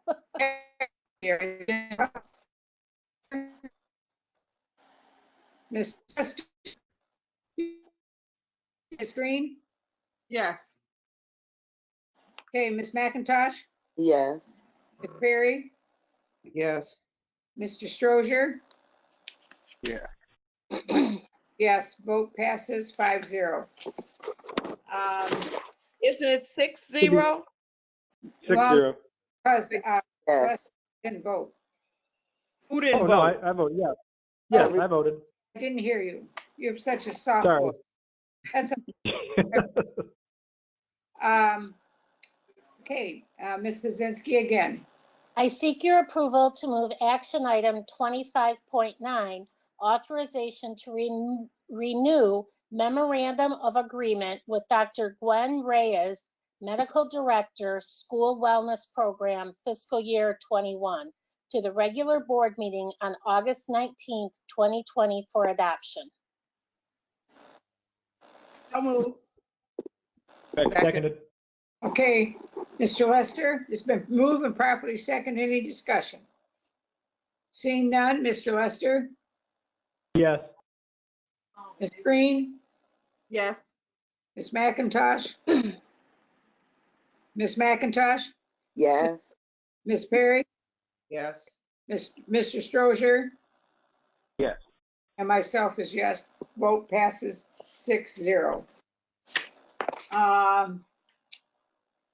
Ms. Lozinski, I seek your approval to move action item 25.10, authorization to renew memorandum of agreement with Lisa Bruder, licensed master social worker, school wellness program, fiscal year 21, to the regular board meeting on August 19th, 2020 for adoption. So moved. Seconded. it's been properly moved and second. Are there any questions? Seeing none? Yeah, go ahead. So is this being paid for with the grant we got for social workers? Is this something different? This is paid for through the nurses grant, Okay. the 11S nurses grant, and this is a licensed social worker that we contract with from the Genesis Health System to help process and approve the clinical therapist chart work through the Epic system. Okay, that's exactly what I thought it was. I just wanted to make sure. Okay, thank you. You're welcome. Any further questions? Seeing none, hearing none. All those in favor signify by, or all those, I'll call your names. Please give your vote. Mr. Lester, Yes. Ms. Green, Ms. McIntosh, Yes. Ms. Perry, Yes. Mr. Strozier. Miss Betty, he sent me a text, he's left the meeting. Okay, myself, yes, passes 5-0. Before I end my section of the meeting, I think I'm ready to end. Two more. Ooh, which two more? 2111, 2511, and 2512. Okay, I didn't print off all the sheets. Thank you, Ms. McIntosh, very much. 2511, authorization to pay for software subscription. Ms. Lozinski. Nope, that's Mr. Jones. Yep, that's for me. Hello, everyone. Oh, okay. Oh, let me welcome Mr. Jones to our meetings. Round of applause for him. Yay. Welcome. Yay. Welcome. Glad to be here. Glad to be here. Thank you. I seek your approval to move action item 2511, authorization to pay for software subscription, to the regular board meeting on August 19th, 2020 for adoption. Move. Seconded. Been properly moved and seconded. Do we have any questions? I do. Software for exactly what, Mr. Jones? So this software was for our middle school for last year. The previous administrator had ordered this without approval and going through the proper channels. And now the district is stuck with this bill. And so therefore we have to pay this bill. It was used during the school year by the scholars, but this did not go through the proper channels for approval. And so we have to pay the bill now. Can you hear me? Yes. Okay. Of course, it did not go through the process. How much is the bill? $3,000. Thank you. Okay, Oh. thank you. Thank you. You're welcome. It's been, is there any further discussion? Seeing none, roll call vote. Mr. Lester, Yes. Ms. Green, Yes. Ms. McIntosh, Yes. Ms. Perry, Yes. myself, yes, vote passes 5-0. Mr. Jones, next. I seek your approval to move action item 2512, authorization to pay child care licensing renewal fees to the regular board meeting on August 19th, 2020 for adoption. So moved. Seconded.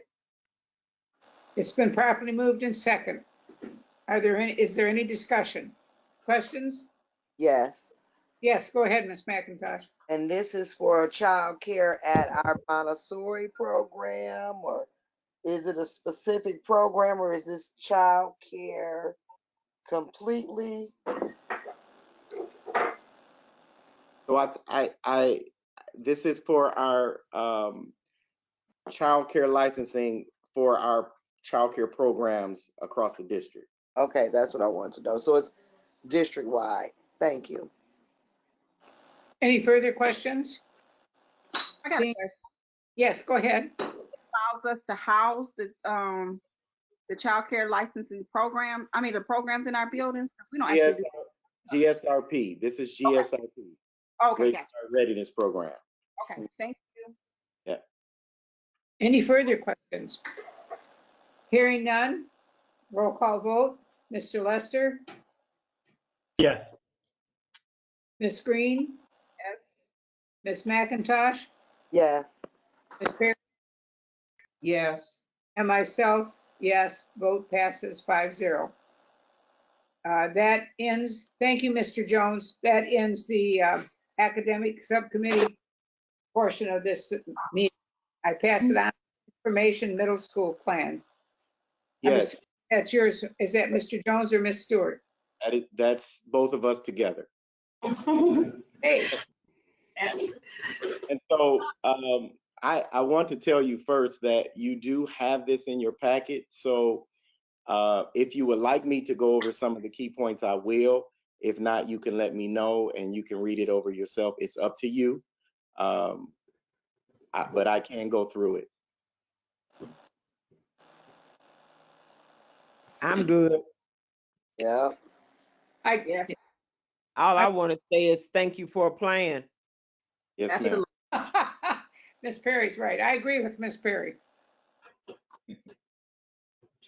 So I would like to say this. I would like to give kudos to some administrators and teachers from the middle school who worked tirelessly over the summer with our partner, the Michigan State University, to develop this comprehensive plan that you have in your board packet that you can read at your leisure time. And if you have any questions, please do not hesitate to reach out to Mr. Jones or myself, and we will be happy to answer your questions.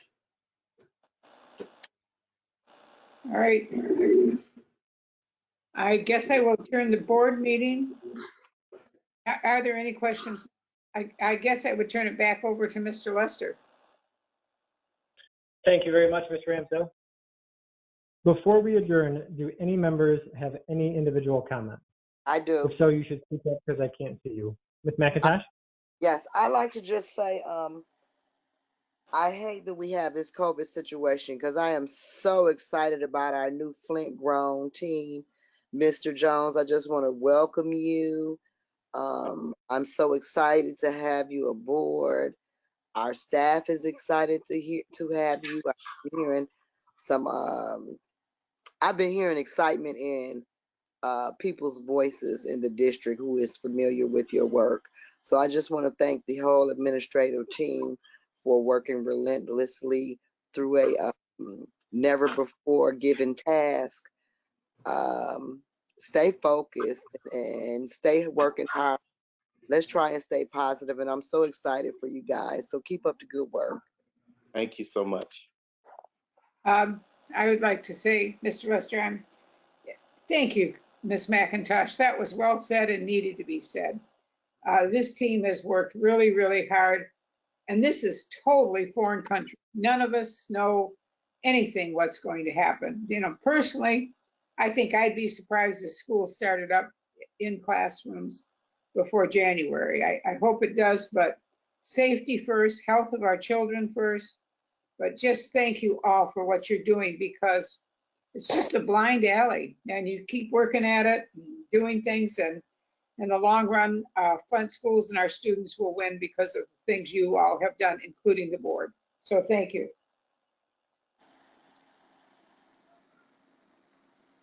Any other comments from any of the board members?